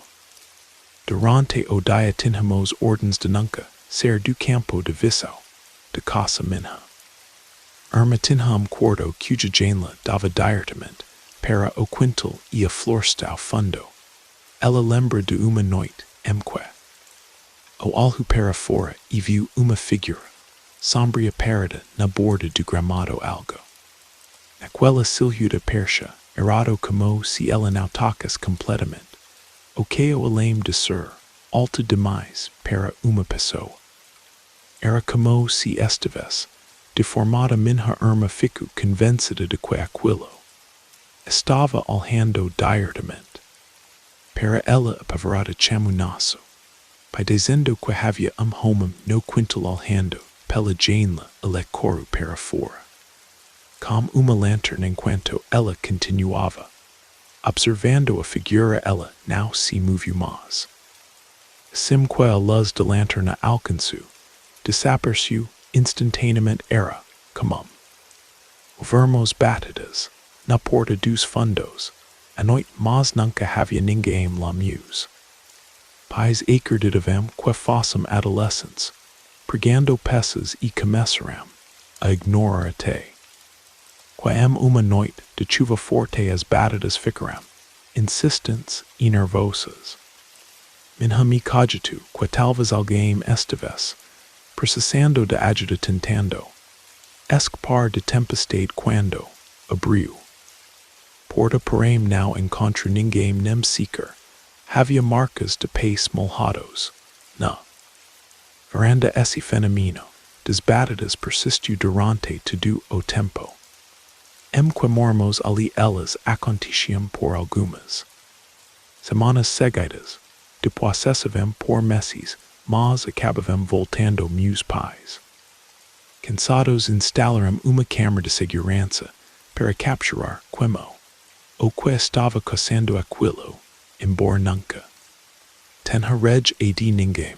Na porta a câmara revelou algo inesperado e ainda mais intrigante. Cerca de 3 anos após nossa mudança, meu irmão começou a sofrer de terrores noturnos e a andar pela casa enquanto dormia. Sempre que isso acontecia, ela invariavelmente se apela porta dos fundos caminhando direção a flores de minha me que tinha o sono livre. Uvia o som de porta se abrindo e corria para alcançá-lo antes que ela se aproximasse demais de modo adequado. Algumas ocorrências ela ficou curioso e pediu para ver as gravações de câmara de segurança querendo ver como perche enquanto sonâmbula, talvez achando que seria algo engraçado. Porém o vídeo mostra algo perturbador. Ela só para a vara para como se escutasse alguma coisa balançava a cabeça e então continuava andando como se algo invisível o estivesse atraindo ou conduzindo a força humanoide enquanto estava no quintal meu. Pai ouviu minha irmã chamando-o de direção da floresta. Ela perche aflita e le achando que ela havia se machucado. O queido enquanto explorava a mata coro para ajudá-la. Ele gritava, tentando localizar. La mas estava escuro demais para enxergar algo, e a voz perche ver de todas as direções. Ele pediu que ela esperasse onde estava enquanto a buscar uma lanterna. Quando voltou para dentro de casa pronto para pegar a luz, encontrou minha irmã lá dentro tranquila e sem sinal de preocupação. Naquele momento, ela decidiu não nos contar sobre o que havia escutado. Alguns meses depois, algo semelhante aconteceu comigo e eu estava no quintal com os cachorros quando ouvi minha mimi chamando de floresta. Ela dizia que seu sair tinha ficado preso.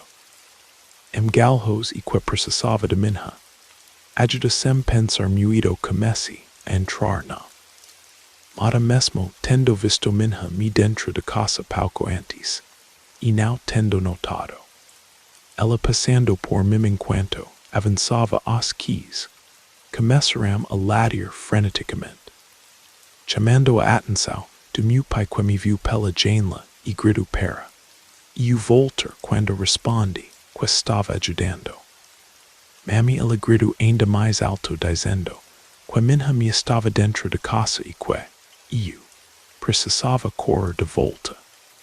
Imediatamente foi o que fiz. Depois desse episódio, meus pais decidiram cercar quintal e começaram a procurar novo lugar para viver. No entanto, após a cerca ser construída, as coisas pioram. As batidas na porta e nas janelas se tornaram constantes como se alguém circulasse a casa testando cada janela. Muitas noites ouvíamos sons de arranjos na cerca e vozes além de lá. O sonambulismo do meu irmão também se intensificou. Uma noite minha mãe não ouviu a porta abrir e ele acordou do lado de fora perto junto a cerca encarando a floresta enquanto os quis Lacem desesperados, para elen na manhad nas ultima noite, na casa acordamos e encontramos a porta dos fundos aberta, ao verificar a gravação de câmera vimos. Porta se abrindo lentamente sozinha, sem que ninguém aparecesse nas imagens.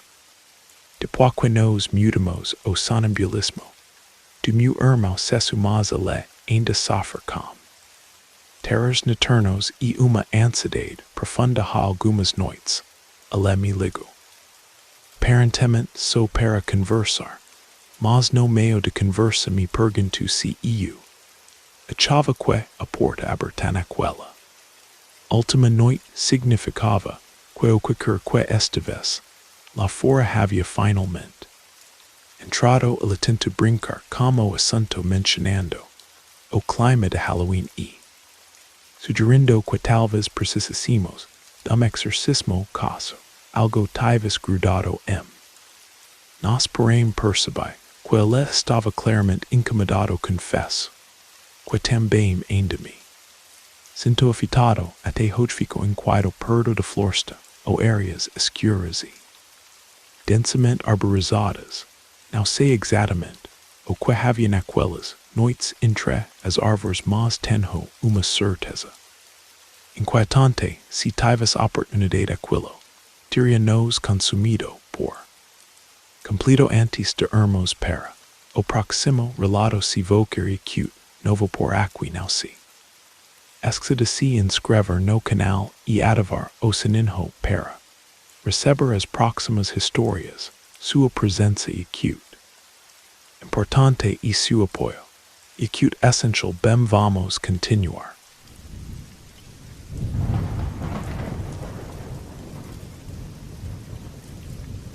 Some memories linger in your mind for years, dormant, yet somehow waiting for the right moment to resurface. The story I'm about to tell you is exactly that kind of memory. It blends innocence with curiosity and a gradually building unease that was impossible to articulate as a child. My name is Nara, and these events have haunted me for decades, like an unsolvable riddle written in the shadows of my childhood. When I was 9 years old, my family relocated to a house in northern Maine that sat at the very edge of an ancient pine forest. The woods stretched for miles in every direction, a dark sea of evergreens that had witnessed generations pass. My parents were hesitant about purchasing property where our backyard ended precisely where the wilderness began. They worried about black bears raiding our garbage or coyotes threatening our pets.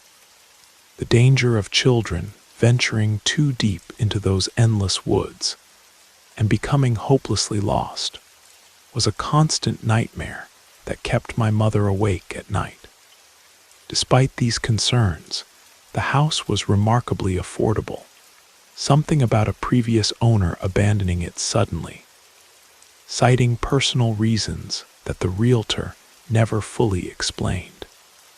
My father cherished the isolation and silence, broken only by woodpeckers and distant birdsong.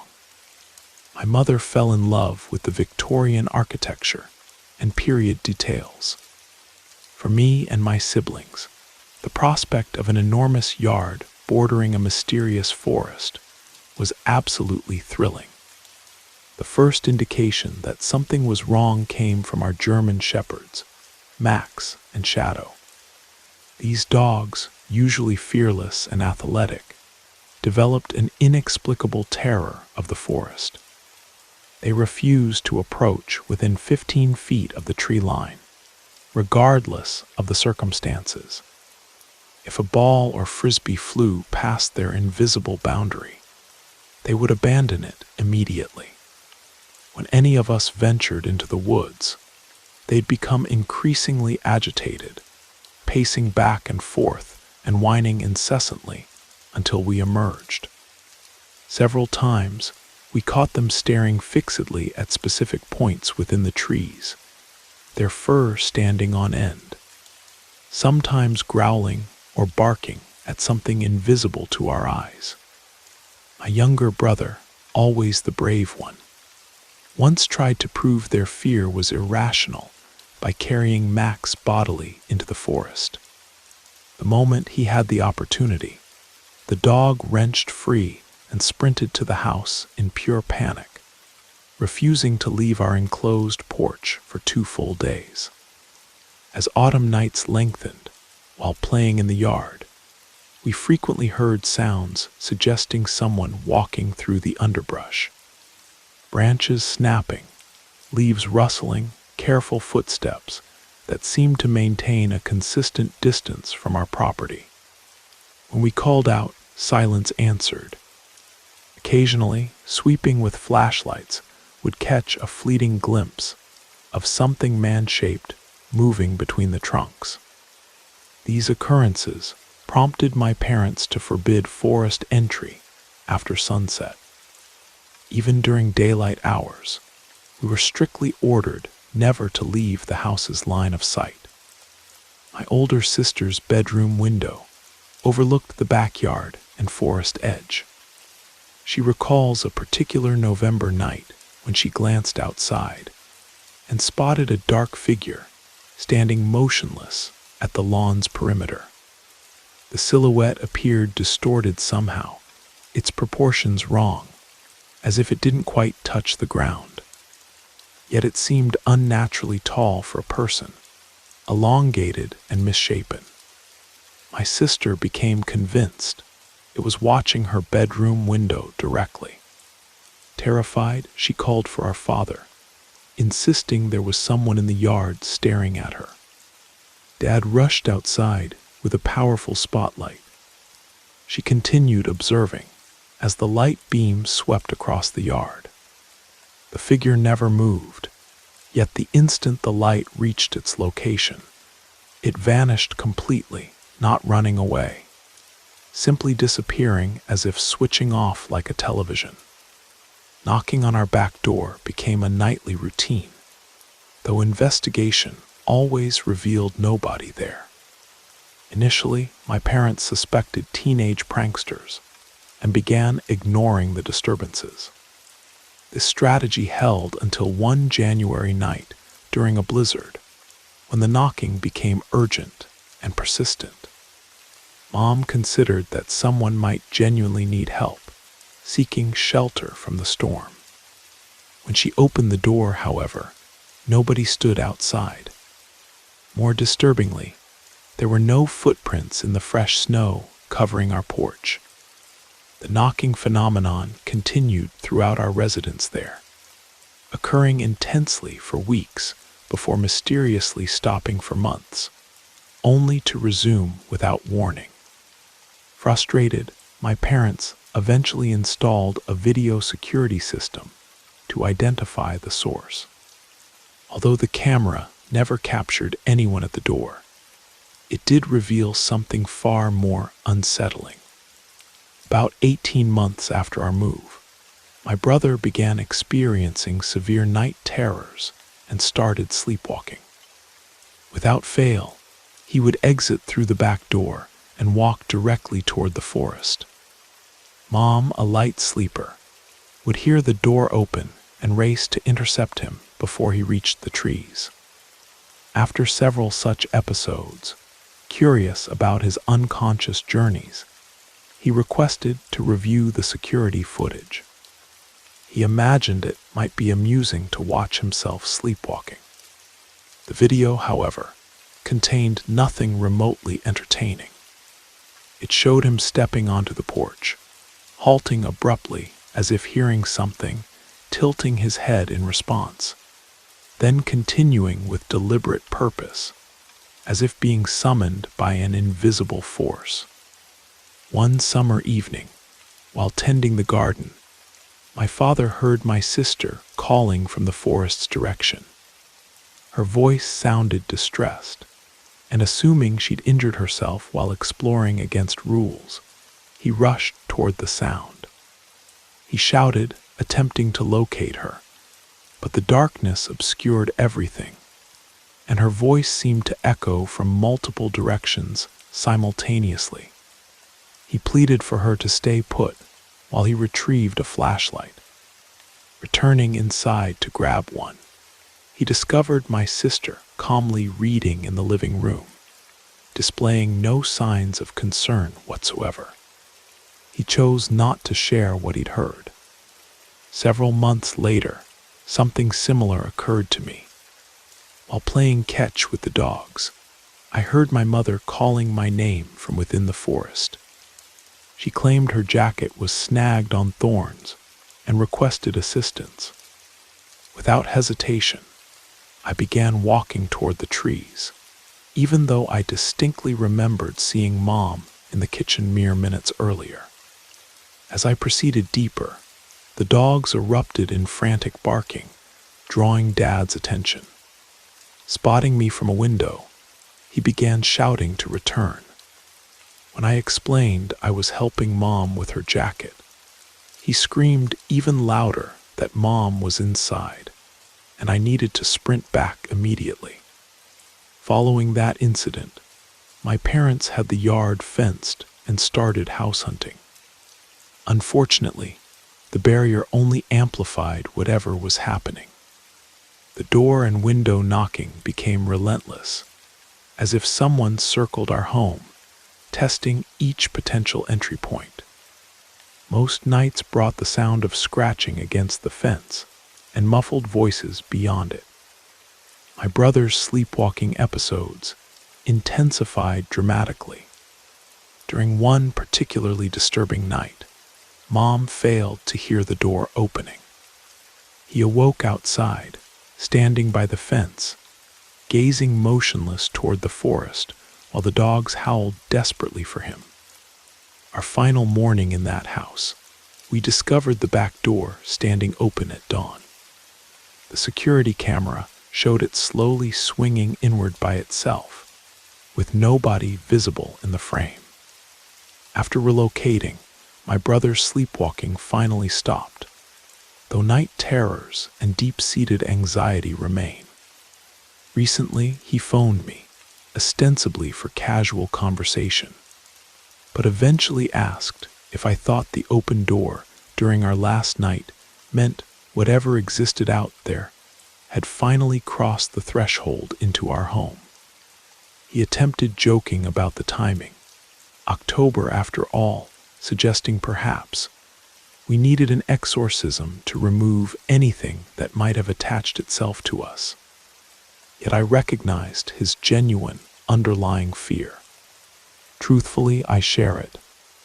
I still feel unsettled near dense forests or heavily wooded areas in darkness.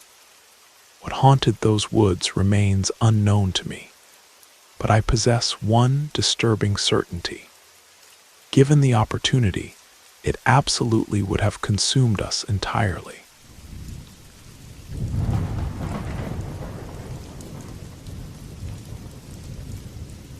My name is Daniel Parks. I was 27 years old, and tonight I want to share a moment that forever altered the course of my life. The story begins in the summer of 2015, when I was living in a small New England town called Waterside Falls. It was a sweltering August evening, and I was returning home from my shift at the local hardware store, my heart heavy with worry about the mounting bills. My father, Michael Parks, had been battling a rare neurological condition for months, and the medical expenses were crushing our family. He was a respected carpenter in our community, known for his intricate woodwork that adorned many of the historic homes in town. I had always planned to follow in his footsteps, learning the trade alongside him in our workshop. That evening, as I walked down Maple Avenue, the familiar sounds of power tools and hammering that usually echoed from our home's workshop were conspicuously absent. The silence felt ominous, punctuated only by the cicadas singing their summer song. When I rounded the corner to our Victorian house, I noticed Dr. Sarah Blackwood's car parked in our driveway, My chest tightened with dread. Inside, I found my mother sitting in our living room, surrounded by my father's tools he'd been organizing from his workshop. Her face was ashen, and she clutched a handkerchief in her trembling hands. Beside her sat my Aunt Patricia, my father's younger sister, wearing an expression I'd never seen before, a mixture of grief and something else I couldn't quite identify. "Daniel, sit down," my mother's voice cracked. "The doctors called. Your father's condition has progressed much faster than expected. He has maybe months left at best." The room seemed to tilt. My father, the man who had taught me how to carve my first duck decoy when I was 8, who had patiently shown me how to sand wood until it felt like silk, was dying much sooner than we'd hoped. The weight of his mortality crashed over me like a tsunami. Over the next few weeks, our home transformed into a hybrid hospice. Medical equipment cluttered our once cozy living room, and the scent of antiseptic replaced the familiar aroma of wood shavings and varnish. My father's workshop, where we'd spent countless hours together, stood abandoned, tools gathering dust. It was during this harrowing time that Gregory Walsh, an old college friend of my father's, began visiting frequently. I vaguely remembered him from years ago, a smooth-talking finance broker who lived in Boston. He claimed he'd heard about my father's condition through mutual friends and wanted to help. At first, his presence seemed like a blessing. He was attentive to my mother, helping with medications, bringing groceries, and handling paperwork we were too overwhelmed to manage. My mother, drowning in grief and exhaustion, welcomed his assistance gratefully. But something about Gregory unsettled me. Despite his impeccable manners and generous gestures, his eyes held a calculating coldness. He asked too many questions about our finances, my father's life insurance policy, and the property that had been in our family for 3 generations. When he thought no one was listening, I caught him making phone calls about real estate values in our area. One night, as I sat with my father in his hospital bed, he gripped my hand with surprising strength. "Danny," he whispered, "I've done something to protect our family. If anything happens to me, be very careful about who you trust. Not everyone who offers help has your best interests at heart." Before I could ask what he meant, the hospice nurse entered to administer his medication. Those were the last coherent words he ever spoke to me. He slipped into a coma 2 days later and passed away that following Thursday morning. The funeral was a blur of condolences and casseroles, but one moment stood out clearly. As I stood by my father's casket, I noticed Gregory having an intense conversation with my Aunt Patricia in the corner of the funeral parlor. Their body language suggested an argument, though I couldn't hear the words. After the burial, as family and friends gathered at our house, Gregory approached me privately. "Daniel, I know this isn't the time, but your father mentioned some important documents in his workshop. He wanted me to help your mother sort through them. For the insurance claims, you understand." Something in his tone rang false. My father had always been meticulously organized. Why would he need Gregory's help with paperwork? I nodded, but resolved to keep a closer eye on him. As weeks turned into months, Gregory's visits became more frequent. He started staying for dinner, then overnight in our guest room when working late on your family's financial matters. My mother, still lost in her grief, grew increasingly dependent on him. I began noticing strange occurrences around the house.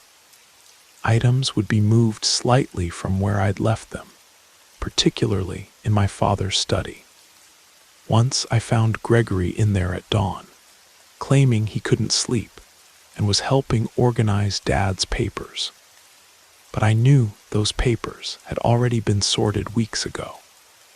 My unease grew when I overheard Gregory talking to my mother about selling the house. "It's too big for just the two of you," he said. "The market's hot right now, and with the life insurance money, you could start fresh somewhere warm, away from painful memories." That night, unable to sleep, I decided to investigate my father's workshop. Hidden behind a false panel in his workbench, a secret compartment he'd shown me years ago, I found a lockbox. Inside was a letter in my father's shaky handwriting. "My beloved Daniel, if you're reading this, I'm gone, and I fear my suspicions about Gregory were correct. He came to me 3 months ago, proposing a business partnership, a construction company using our property as collateral. When I refused, he threatened to expose something from my past that could ruin our family. I've made arrangements to protect you and your mother, but you must be vigilant. Gregory knows about the family trust and the recent mineral rights discovery on our land. Trust your instincts, son. My blood ran cold. Mineral rights. I had no idea our property held such value. But things started making sense. Gregory's interest in our finances, the pressure to sell quickly, his overly helpful nature. I needed advice and turned to the one person I knew I could trust.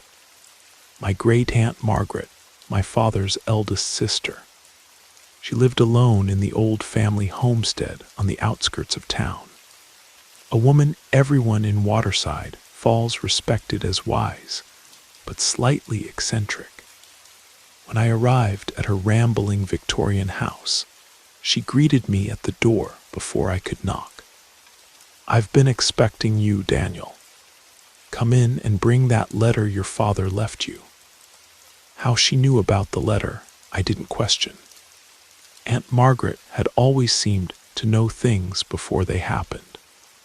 I followed her into her parlor, where antique furniture and strange artifacts from her travels created an atmosphere that was both comforting and unsettling. "Your father was protecting more than just financial secrets," she said after reading the letter. "This house, our family's land, it's connected to something older than you realize. Certain people like Gregory can sense these energies, these opportunities. They're drawn to it like moths to flame." She stood and walked to an ornate cabinet, retrieving an old leather pouch. "These are protection herbs my grandmother taught me to use. Sprinkle them around your house tonight, especially in the corners and doorways. Gregory's influence over your mother will break, and his true nature will reveal itself." Though skeptical, I was desperate enough to try anything. That night, while my mother and Gregory watched television, I secretly distributed the herbs around our home. The powder had a strange scent, like dried roses mixed with something metallic. The next morning, Gregory arrived earlier than usual, claiming he had important papers for my mother to sign regarding refinancing our mortgage. But as he entered our kitchen, he stopped abruptly, his face pale. "What's that smell?" he demanded, his usual charm replaced by agitation. His hand trembled as he held the coffee mug my mother offered. "I don't smell anything unusual," my mother replied, concerned. "Are you feeling all right, Gregory?" He excused himself to use the bathroom, but returned minutes later, visibly shaken. "I think I have a migraine coming on. I should leave. Since when do you get migraines?" I challenged, unable to hide my suspicion. He shot me a look of pure venom before forcing a smile. Since today, I suppose. I'll call later. Over the following week, Gregory's behavior became increasingly erratic. He still visited, but his visits were shorter, and he seemed constantly on edge. He would glance nervously at corners of rooms, his sentences trailing off mid-thought. The breaking point came when I caught him in my father's workshop, using a metal detector on the floor. He was so focused, he didn't hear me approach. "Looking for buried treasure?" I asked. He jumped, nearly dropping the device. "Daniel, your mother asked me to check for any valuables your father might have hidden. For the estate inventory. Funny, because I just spoke with our estate lawyer, and he said everything's been properly documented." Gregory's mask finally slipped. His friendly facade crumbled, revealing the calculating predator beneath. "You have no idea what you're dealing with, boy. This property is worth millions, not just the house, but what's beneath it. Your naive mother doesn't understand the opportunity she's sitting on." "Get out," I said quietly. "And don't come back. You can't stop this," he hissed. "I've already convinced your mother to put me on the bank accounts, in case anything happens to her. I'm thinking of her future, can't you see that?" Rage boiled inside me. I grabbed a wrench from my father's tool wall and advanced on him. I said, "Get out." Now Gregory left, but not before delivering a chilling promise. "This isn't over. She trusts me, Daniel. Eventually, she'll see you're the problem, not me." That night, I called an emergency family meeting. With Aunt Margaret present for support, I presented everything to my mother. The letter, Gregory's suspicious behavior, the truth about our property's value, and his manipulation. My mother listened in shocked silence. When I finished, tears streamed down her face. "I was just so lonely," she whispered, "and he seemed to understand what I was going through." "That's exactly what people like Gregory count on," Aunt Margaret said gently. "Your grief made you vulnerable, dear. But Daniel was watching out for you, just as your Michael would have wanted." We changed the locks that night and contacted our lawyer first thing in the morning. It turned out Gregory had somehow obtained financial records from my father's study and had already approached several developers about optioning our mineral rights. His plan had been to gradually isolate my mother, gain legal control of our assets, then either force a sale or sideline us entirely from the profits. 6 months later, I'm helping my mother plant a garden where my father's workshop once stood. We've erected a small memorial there, with his favorite tools set in concrete like sculpture. Gregory disappeared after our lawyer sent him a cease and desist letter, though we later learned he'd attempted similar schemes on 2 other widows in nearby counties. The mineral rights have provided enough income for my mother to live comfortably, without financial worry. I've taken over the house's maintenance and have started a custom furniture business using my father's workshop techniques. Every day, I feel his presence in the grain of the wood, in the weight of his tools. But some nights, I still wake up, listening to the house settle, wondering if Gregory might return, or if someone else might come seeking our newfound wealth. My father's last words have become my mantra. Be very careful about who you trust. The herbs from Aunt Margaret still rest in their pouch, hanging above my workshop door. I've never asked her what was really in them or how they worked. Some mysteries I've learned, are better left unexplored. But I keep them there as a reminder that protection comes in many forms, and sometimes the greatest threats wear the kindest faces.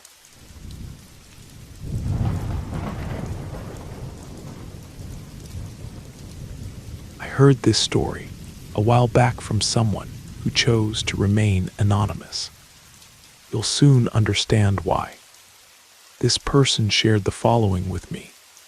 I won't say I'm proud of the path my life has taken. Things unfolded in ways that spiraled beyond my control, and certain opportunities presented themselves, though I never sought them. I'm a healer. I live on the outskirts of the Thornwood district in Birmingham, just near the Black River. Over time, things around here became more treacherous, particularly because of the violence and criminal activity.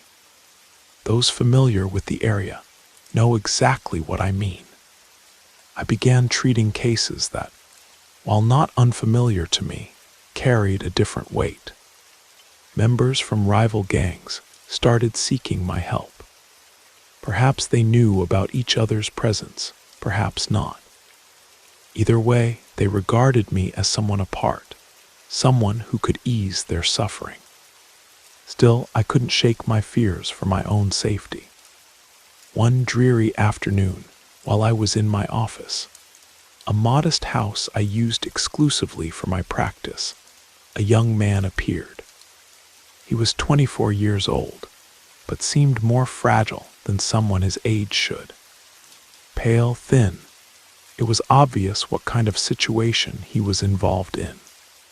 His clothes, his demeanor, even the duffel bag he carried, everything gave it away. This wasn't prejudice, but a pattern I'd grown to recognize. The young man was visibly agitated. During our conversation, he revealed he didn't use or sell the substances he handled.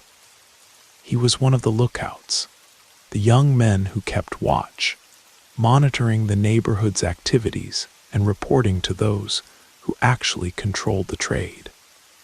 His voice trembled with fear as he explained that for several days, a man had been stalking him. This figure appeared everywhere, staring at him relentlessly. But I sensed that the reason for his visit wasn't a living pursuer. If that were the case, he'd have sought help elsewhere. So I began probing deeper. Who was this man? Did he recognize him? How closely was he following? The young man hesitated to give direct answers, merely stating it was someone who seemed no longer of this world, like a phantom. He described the man as severely wounded, with his face mangled, frequently passing by his house. Sometimes the apparition would enter. The last time he saw it was in his living room, slowly advancing toward him, leaving traces on the floor. But when other family members arrived, no one else saw anything. Yet he was absolutely certain of what was happening. I knew he wasn't telling me everything. He needed help, and it was my responsibility to take the risk and show him I was there to assist without judgment. After all, this was my work. Listen, young man, I told him. There's someone dead beside you. I can sense it. They're definitely out there because they can't enter here. The quicker you tell me the truth, the sooner I can help you. Don't worry, I've heard it all. He began trembling more violently, his voice breaking as he admitted that about 6 weeks ago, during a robbery in the neighborhood, he had attacked an older gentleman. The man had pleaded to keep his messenger bag, claiming it contained vital work documents. They fought, and in the heat of the moment, the young man pulled the trigger. He went all the way. The youth then confessed that the one haunting him was that same man, the one whose life and belongings he had taken. now following him with a disfigured face full of pain. When I receive cases like these, it's impossible not to contemplate the gravity of it all. Not for the young man, but for the gentleman who was the victim, for his family. I imagined he was probably a father, but even if he wasn't, it didn't matter. What happened was horrific. It could have been any one of us. Nevertheless, when someone comes to my office, there aren't many choices. Either you help, or you're left wondering what they might do if you refuse. I did what was within my power, applying the procedures I typically use, combined with prayers he himself offered, asking for forgiveness among other things. I must admit, while helping him, my discomfort was considerable. Despite this, I believed it was the bare minimum I could do in that moment, and truth be told, he compensated me generously. This is always a sensitive matter in such cases. They invariably pay well. I don't want to appear callous.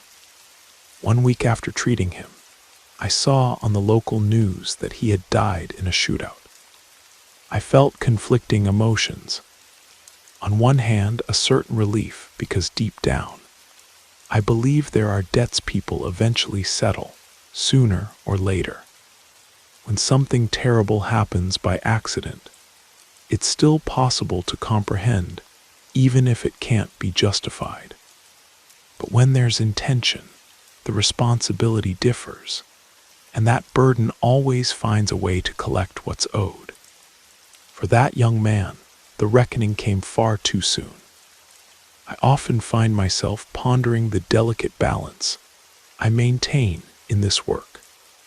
The boundaries between justice and mercy blur in ways that keep me awake at night.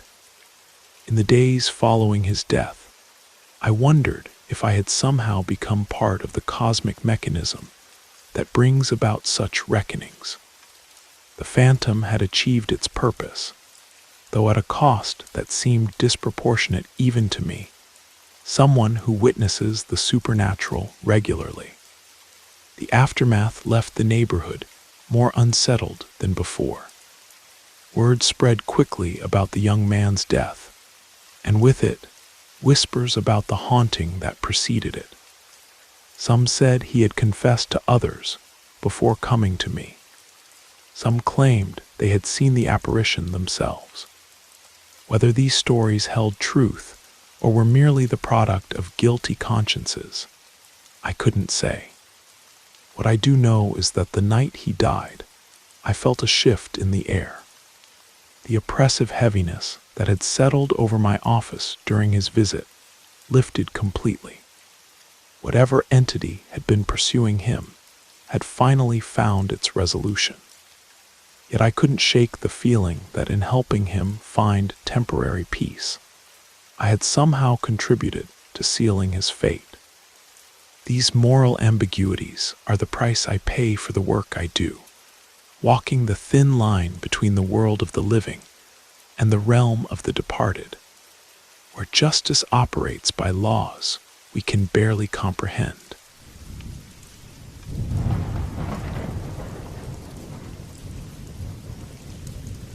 That summer of 2007, I found myself back in Seattle after 5 years of wandering across the country.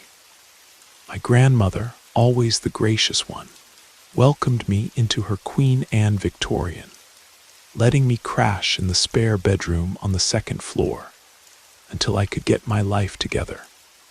I wasn't thrilled about sharing the old house with its creaking floors and peculiar drafts, but the rent was free, and she didn't mind Brutus, my 90-pound Rottweiler.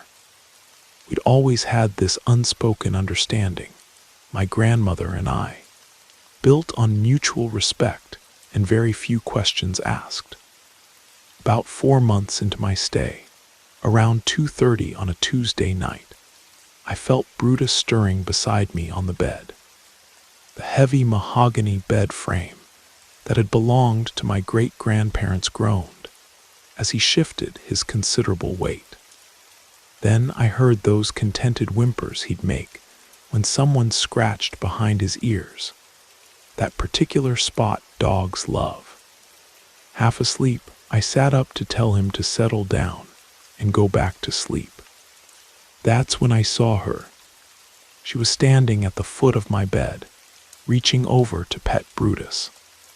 To this day, I'm proud I didn't scream, though every muscle in my body froze. Who was this woman? How had she gotten into the house? And why was she in my room at 2:30 in the morning, calmly stroking my dog? Questions flooded my mind, but my courage stayed locked away. My reaction was to duck under the quilt, as if that would solve anything. I waited what felt like an eternity, convincing myself she'd be gone when I emerged. But she wasn't.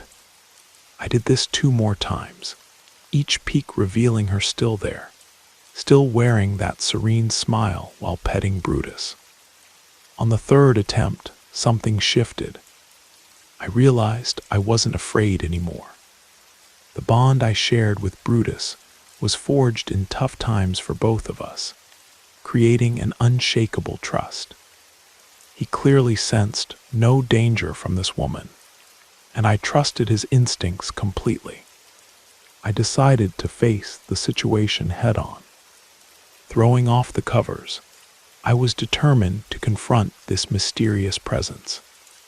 In my mind, turning on the light would somehow resolve things. Maybe she'd vanish. I reached over and switched on the Tiffany lamp on my nightstand. Stupid thought, I know, because ghosts don't disappear when lights come on, right? And sure enough, she didn't. There she was, still caressing Brutus with remarkable calm. Accepting there was no escape, I abandoned my fear and simply observed her. I can still picture her clearly, wearing an exquisite navy blue dress that stopped just below her knees, with a matching jacket. Her auburn hair fell in carefully styled waves to her collarbone, looking like she was dressed for a formal evening, yet choosing to stop by for just a moment to say hello. I don't think I spoke, but I was fully present. I sensed she was as aware of my presence as I was of hers. For several minutes, we maintained eye contact in profound silence. When she finished petting Brutus, she moved to the edge of the bed, rose gracefully, and slowly began to dissolve. First her clothing faded away, then her skin, then organs and bones like a haunting scene from some movie. The process, which should have been terrifying, didn't repulse me at all. It seemed like she'd chosen to exit this way, almost like a performance piece. I remember thinking this should scare me, but wow, somehow I managed to fall back asleep.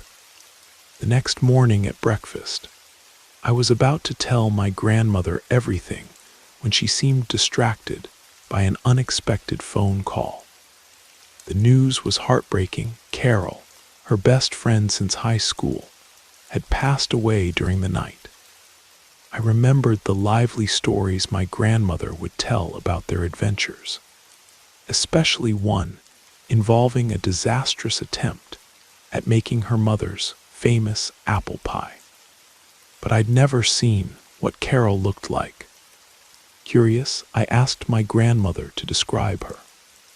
With a distant look, she answered, "Oh, I have no idea how she looked recently, but when we were young, she had the most beautiful auburn hair, full of natural waves."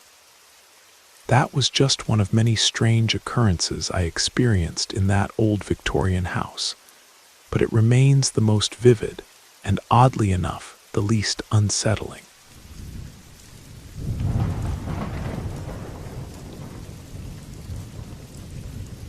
I've always been someone who questions things, but what happened to me 3 weeks ago has shaken my belief system to its core. My family has a long history of unexplained encounters, though I'd largely dismissed their stories as exaggeration or imagination. Now I'm not so sure.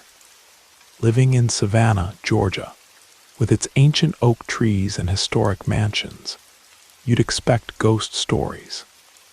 What you wouldn't expect is to have one happen to you during something as ordinary as a Friday night walk through Forsyth Park. It was early October, and the air had that crisp quality that makes you want to stay outside forever. My wife Sarah and I had decided to take a stroll after dinner, a habit we'd fallen into since moving here 6 months ago. The park was unusually quiet for a Friday evening. Most of the families had already headed home, leaving just a few couples scattered across the 20-acre expanse. We'd settled on a bench near the famous fountain, watching the water dance under the soft glow of the park lights. That's when the scent hit me, something I can only describe as orange blossoms past their prime. Sweet, yes, but with an underlying note of decay that made my stomach tighten slightly. Then I saw her. She was walking backwards along the main pathway, which struck me as odd immediately. From behind, I could see she was wearing a long floral dress that seemed to float around her ankles, and her hair was styled in finger waves that hadn't been popular since the 1930s. She appeared to be in her early 20s, with skin pale as porcelain in the lamplight. She stopped no more than 10 feet from our bench and turned to face us directly. Her face was beautiful in a way that seemed almost painted, perfectly symmetrical features that somehow didn't quite fit together as they should. She smiled at me, a slow, knowing smile that sent a chill down my spine despite the warm evening air. What unnerved me most was her stillness. In a city park at night, everyone moves with purpose, jogging, walking dogs, hurrying to meet friends. She just stood there, completely motionless except for the gentle sway of her dress in a breeze I couldn't feel. I glanced at Sarah to gauge her reaction, but she was completely absorbed in checking her email, oblivious to the woman's presence. The orange blossom scent grew stronger as the woman sat down on the grass, gracefully arranging her skirts around her. She removed her shoes, delicate T-strap heels that looked handmade, and stretched her legs out in front of her, tipping her face toward the night sky. 2 details struck me as particularly strange. First, she carried no purse, no bag, nothing at all unusual for a woman in a city at night. Second, her clothes, while clearly from another era, appeared brand new. The fabric had that crisp quality of something just purchased, not the worn patina you'd expect from genuine vintage clothing. I decided to capture the moment, pulling out my phone to take a photo of the fountain with this mysterious woman in the frame. As I lined up the shot, the orange blossom scent became almost overwhelming. The woman stood up then, smoothing her dress carefully, and began walking backwards again. Yes, backwards toward the park's historic district. I immediately turned to follow her path with my gaze, but she had vanished completely. The pathway she'd been on extended straight for at least 200 feet, with nowhere to hide. Sarah hadn't looked up from her phone once during the entire encounter. Back home in our Victorian-era house on Jones Street, I immediately checked the photo.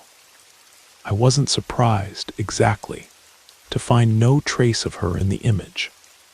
Where she had sat, however, there was a distinct shimmer in the grass, not a face or figure, but a swirl of light that seemed to pulse with its own energy when I zoomed in. The strange thing is, I don't feel frightened by the experience. If anything, I feel oddly peaceful about it. The woman's presence had something melancholy about it, almost protective. Since then, I've been researching local history, trying to find any connection that might explain why she appeared to me that night in Forsyth Park. The date keeps nagging at me, October 7th, though I can't yet pinpoint why it might be significant. What leaves me unsettled isn't the ghostly encounter itself, but the realization that our world might be far more layered than I ever imagined. And somewhere in my past, perhaps in my childhood memories of this very city, where my grandmother raised me, lies the key to understanding why this woman chose to appear to me on that autumn evening.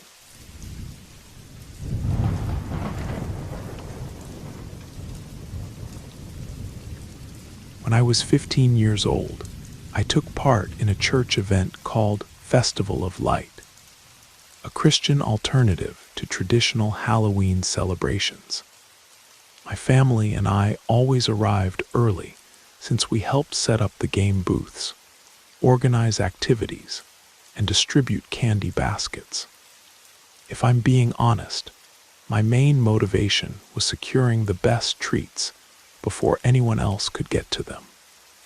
After finishing my assigned duties setting up the bounce house, I walked over to a wooden bench near the sanctuary entrance. I had always loved this particular spot. It offered a perfect view of the evening's festivities while providing a clear vantage point of the stunning sunset painting the New Jersey sky. With my iPhone in hand, I scrolled through my Spotify playlist when a man approached and struck up a conversation. I was never much for small talk and usually tried to keep these interactions brief. But this stranger had a warm, inviting presence, like an old family friend I'd known for years. Our conversation flowed naturally, and at some point, I asked if he was new to our congregation since I'd never seen him there before. He explained that he'd been a regular attendee for many years, but had stopped coming after what he called an unfortunate incident. Naturally curious, I pressed him for details about this mysterious event. He paused for a moment, looked directly at me, and said something that left me puzzled. Sometimes in life, there are things that defy explanation, and it's best not to disturb what should remain undisturbed. I didn't grasp what he meant, and seeing my confusion, he simply added that someday I would understand. As I processed his cryptic words, I glanced down at my phone in my hands, and when I looked up again, he had vanished. I scanned the area, but there was no sign of him, only a few volunteers still arranging decorations. 4 months later, during a Sunday morning service, I sat in the sanctuary preparing for my volunteer shift in the children's program upstairs. After each service, it was my responsibility to check that the rooms were empty and switch off the lights. On this particular Sunday, something profound happened that would forever change my life. Before dismissing us, Pastor Williams made an announcement about an upcoming memorial service. When the large projection screens displayed a photo of the deceased, my blood ran cold. It was the same man I'd spoken with during the Festival of Light. I could hardly believe what I was seeing. Still reeling from the shock, I climbed the grand staircase to the second floor to begin my duties. The children's wing coordinator, Mrs. Peterson, noticed my pale complexion and asked if I was feeling all right. I brushed it off, assuring her I was fine, and proceeded with my task of turning off the lights. The corridor on the upper level stretched long, with classroom doors lining both sides. At the far end stood a massive window with Venetian blinds, which I always kept open to allow natural light to illuminate the hallway, providing me with some comfort while working alone in the silent space. The moment I stepped into the hallway, an overwhelming sense of dread consumed me. The temperature dropped dramatically, and an unsettling feeling of being watched crept over me. It felt as though something sinister lurked in the darkened rooms, waiting for the perfect opportunity to strike. As I stood there, frozen with fear, my gaze was drawn to one of the doors ahead. Through a narrow gap, I glimpsed a small child's face peering out at me. The apparition remained for only a few seconds before vanishing back into the darkness. Without thinking, I called out to the child, but silence was my only response. Strangely, the paralyzing fear that had gripped me moments earlier dissolved. Stepping out of the last room I'd checked, I moved down the sunlit corridor, reaching the classroom where I'd seen the face in mere seconds. I flicked on the overhead lights and thoroughly searched the room, checking behind desks, inside closets, and even under the reading corner bean bags. The child had disappeared. The absence began to trouble me, and the anxiety I thought I'd overcome returned with vengeance. After switching off the lights, I felt a chill run down my spine. That's when something truly horrifying occurred. Before leaving, I glanced toward the window at the corridor's end, the same one that had been illuminating the hallway. Suddenly, an enormous, shapeless shadow passed across it, blocking nearly all the incoming light. It was so dark it seemed to devour the brightness around it, and its ever-shifting outline was deeply disturbing. That was all I needed to flee.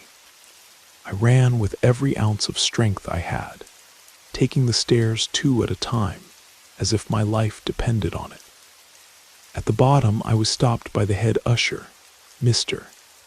Thompson, who reminded me not to run in the building. Without hesitation, I recounted everything I had just experienced, but his expression made it clear he thought I was hallucinating. Later that evening, during the drive home, I shared the entire story with my parents.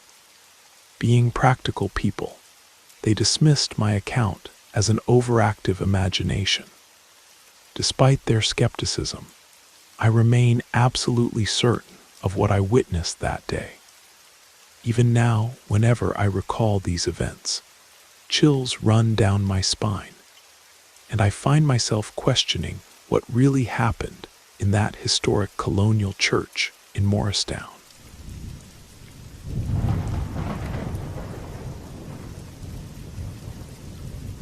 Have you ever experienced something so bizarre it made you question your own sanity? I have, and to this day, I wonder whether it was real or just a product of my exhaustion. It was a Tuesday night in late September. Nothing particularly remarkable about it, except for the oppressive heat wave that had gripped Boston for the past week. I was returning home completely drained after extra hours working on a project that seemed to suck away my soul. The deadline was crushing. The accumulated fatigue and stress, almost tangible, accompanied me all the way to my apartment door. However, as my doctor would later explain, this level of mental exhaustion doesn't typically provoke such vivid visions. Right at the entrance of my apartment sits an antique floor lamp inherited from my grandmother. It's not particularly impressive, with its fabric shade and small hanging details that would probably be overlooked in any thrift store. But for me, it carries memories. When my grandmother passed away, I couldn't bear to part with the lamp. It was a symbol of those magical afternoons at her house, where the aroma of gingerbread in the air seemed to translate her love into a scent. Turning on the lamp brought me a kind of comfort, as if she were nearby, watching over me from afar. But that night, the sensation was anything but comforting. As soon as I turned on the lamp, my heart raced like never before. I lifted my eyes and saw something that appeared to come straight from a nightmare. Naked bodies with a grayish tone and a moist sheen. Something I could only describe as slime, like what covers a newborn animal. They were piled up, forming a kind of living tower about 3 or 4 bodies high. And the most disturbing part, they were alive. They breathed slowly, rhythmically. They weren't unconscious or dead. That's when a realization struck me. They weren't just standing there, they were being born. But these weren't babies or fetuses, or anything you'd expect in such a context. They were fully formed adults emerging, covered in viscous fluid.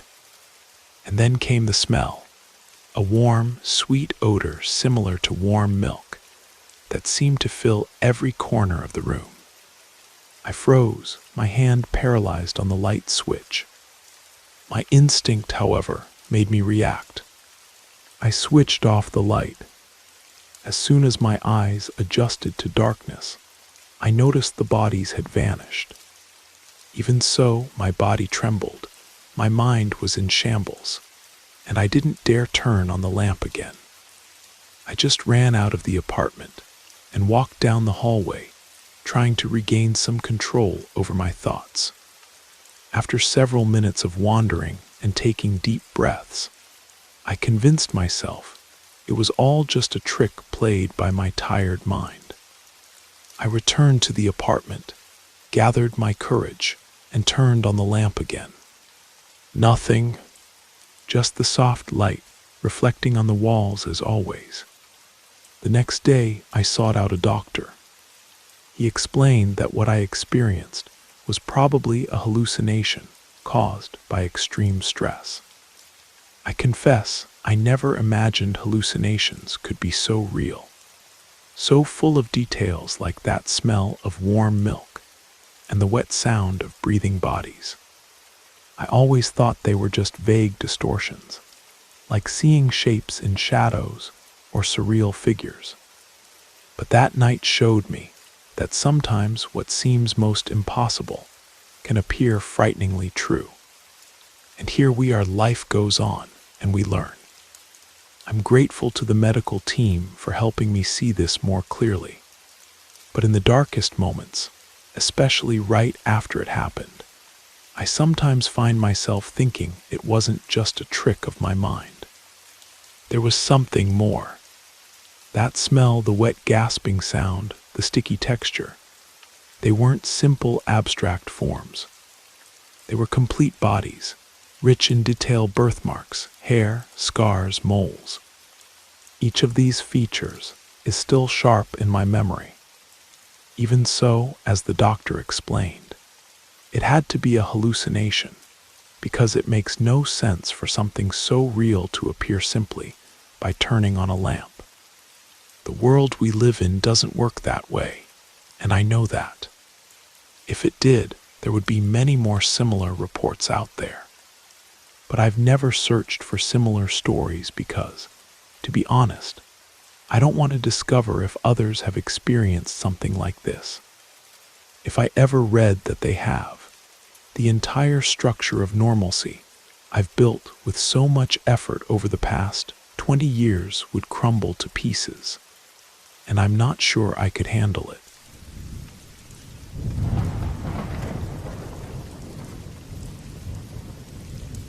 Last summer, I decided to embark on a solo camping trip to the Great Smoky Mountains.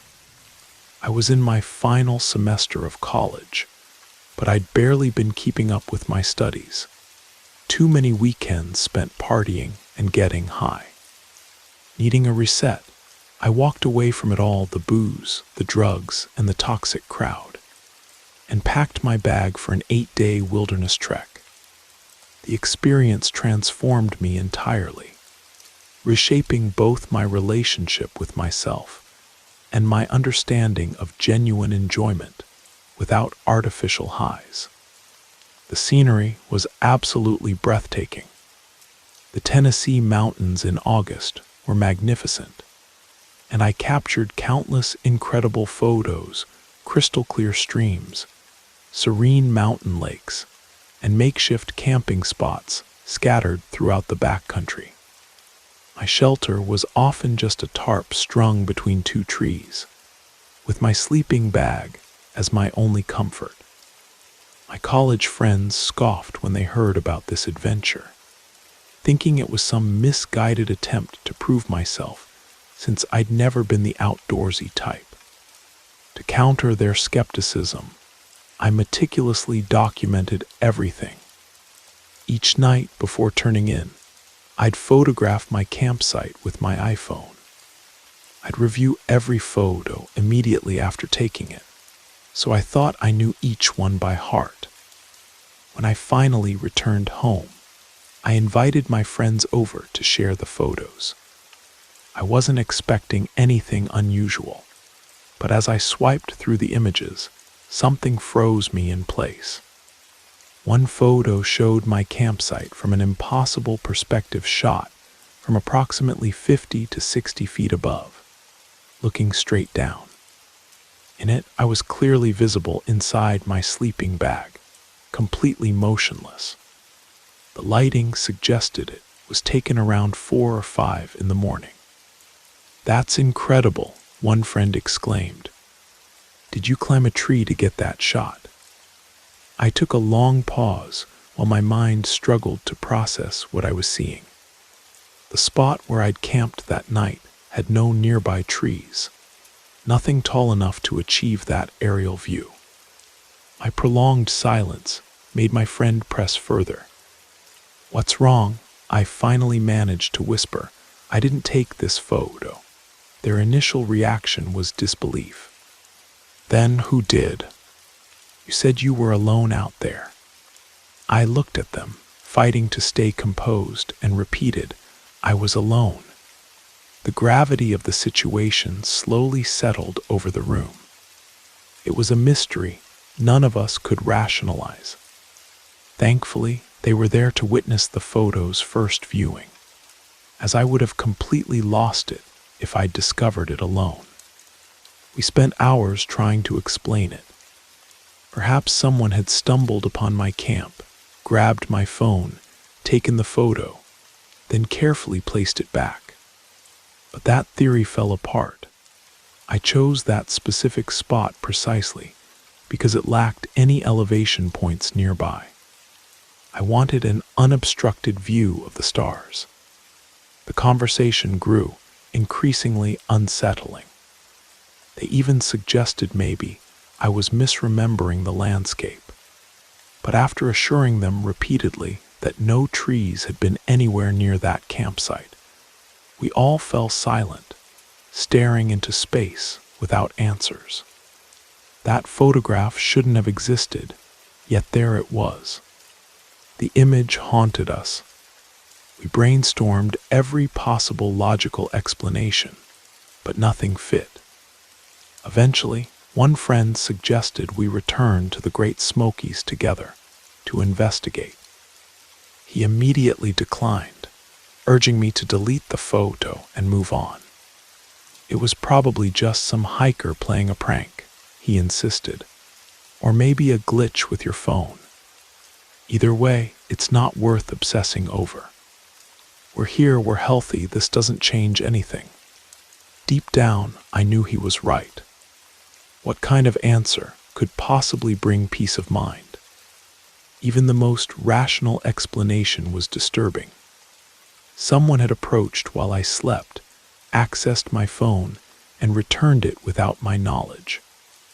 Any other alternative, frankly, I preferred not to contemplate. The wisest choice was to let it go and move forward with my life. Yet sometimes, late at night, that image creeps back into my thoughts. It's involuntary, and somewhere in my gut, I sense that discovering the truth behind that photo might be far more unsettling than anything I can currently imagine.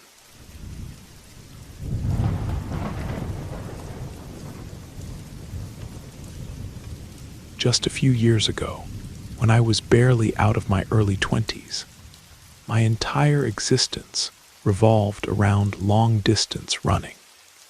It started as a suggestion from my father, who joked that I needed to burn off what he called my lingering college pounds. Initially, running felt like torture, something I approached with deep reluctance. But once I started seeing the first results, I kept going, eventually becoming addicted to what runners often call the runner's high. Soon, I signed up for my first competition, a recreational 5-kilometer race. I didn't win any prizes or even crack the top 10 positions. But that event became my springboard to something much bigger. From that moment on, running became an inseparable part of my identity. My relatives and friends knew me as the runner. Over the following years, I invested what seemed like a small fortune into this passion. Nearly $1,500 on specialized gear, performance shoes, knee braces, ankle tape, and even peculiar items like protective nipple covers for long runs. Running was an activity I pursued with such intensity that I would only stop when I was completely out of breath. Now, can you believe it if I told you I haven't run in almost 4 years? If someone had told me at the peak of my running obsession that I would suddenly abandon racing altogether and permanently put away my lycra leggings, I would have laughed in their face. But if that person could have shown me the reason, I think I would have understood.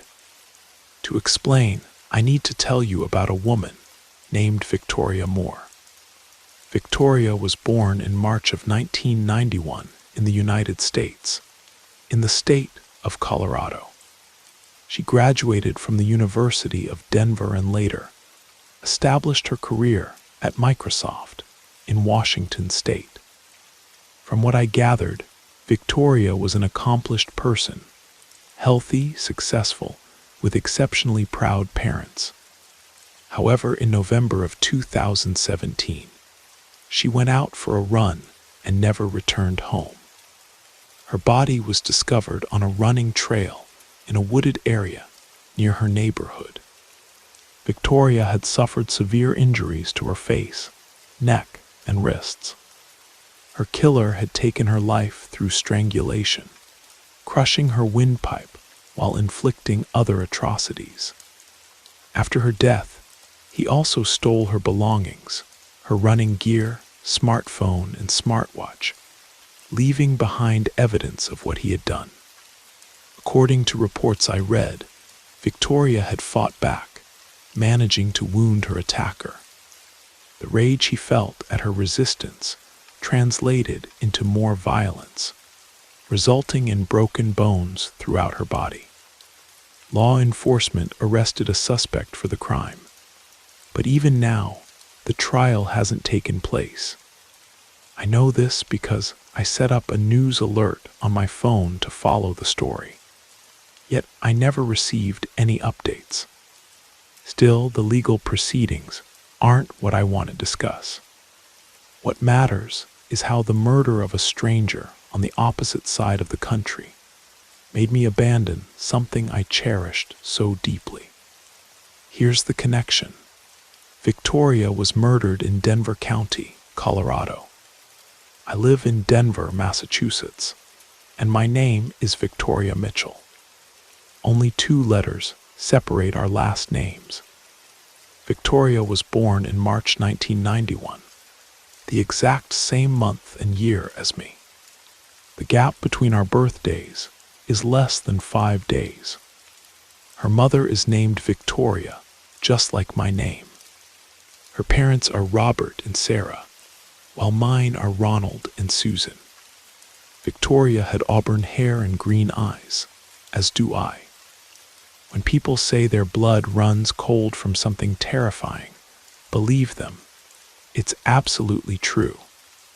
As I read every detail about Victoria's life and death, I felt as if ice was flowing through my veins.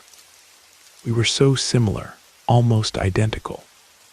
More than that, we seemed like mirror images of each other. I know it might sound irrational, even self-centered, to think her tragedy has any connection to me. Coincidences happen naturally, but a sequence like this is understandable why it shook me so deeply. Yet my decision to abandon running wasn't immediate, not entirely. This happened approximately 10 days later. As I mentioned, the murder of the other Victoria disturbed me profoundly, but not enough to make me quit running all at once. My usual route was public, busy, surrounded by residences, and seemed safe. However, on one particular day, the last time I ran, something shifted. That evening, the park was almost deserted. Usually, I'd encounter various people. Parents with their children, cyclists whizzing by, elderly couples enjoying an evening stroll. But this time, there was only one person present. A man with a military-style haircut, dark glasses, and wearing an olive green jacket. I remember him looking directly at me when I passed him during my first loop. While uncomfortable, this wasn't unprecedented. Athletic clothing, often form-fitting, unfortunately draws certain stares, even though most people attempt to be subtle. However, the way he stared was eerie, unsettling, but still not enough to truly alarm me. When I began my second lap, something inside me froze. It might seem paranoid, perhaps illogical, but I was overcome by an overwhelming sensation that if I encountered that man again, my story would end there. A dark thought consumed me. I would end up like the other Victoria, hurt, humiliated, destroyed. We shared so many similarities in life. I didn't want another parallel in death. I made a promise to myself to take a 2-week break. Just a temporary break, and I'd return when I felt ready. But when the deadline passed, my running shoes remained stored away. 2 weeks turned into a month, 6 months into a year, and now, 4 years later, I've never run again. Today, my exercise comes from different sources.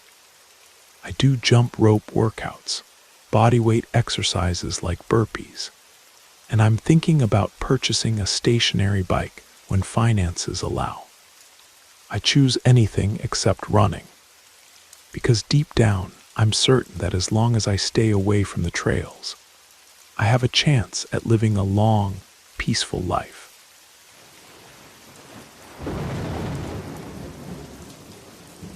You made it to the end of the stories. That means it's the perfect time to subscribe so you don't miss future episodes. And if you haven't already, leave a like and drop a comment. I'd love to hear your thoughts. Have a great time relaxing, and good night.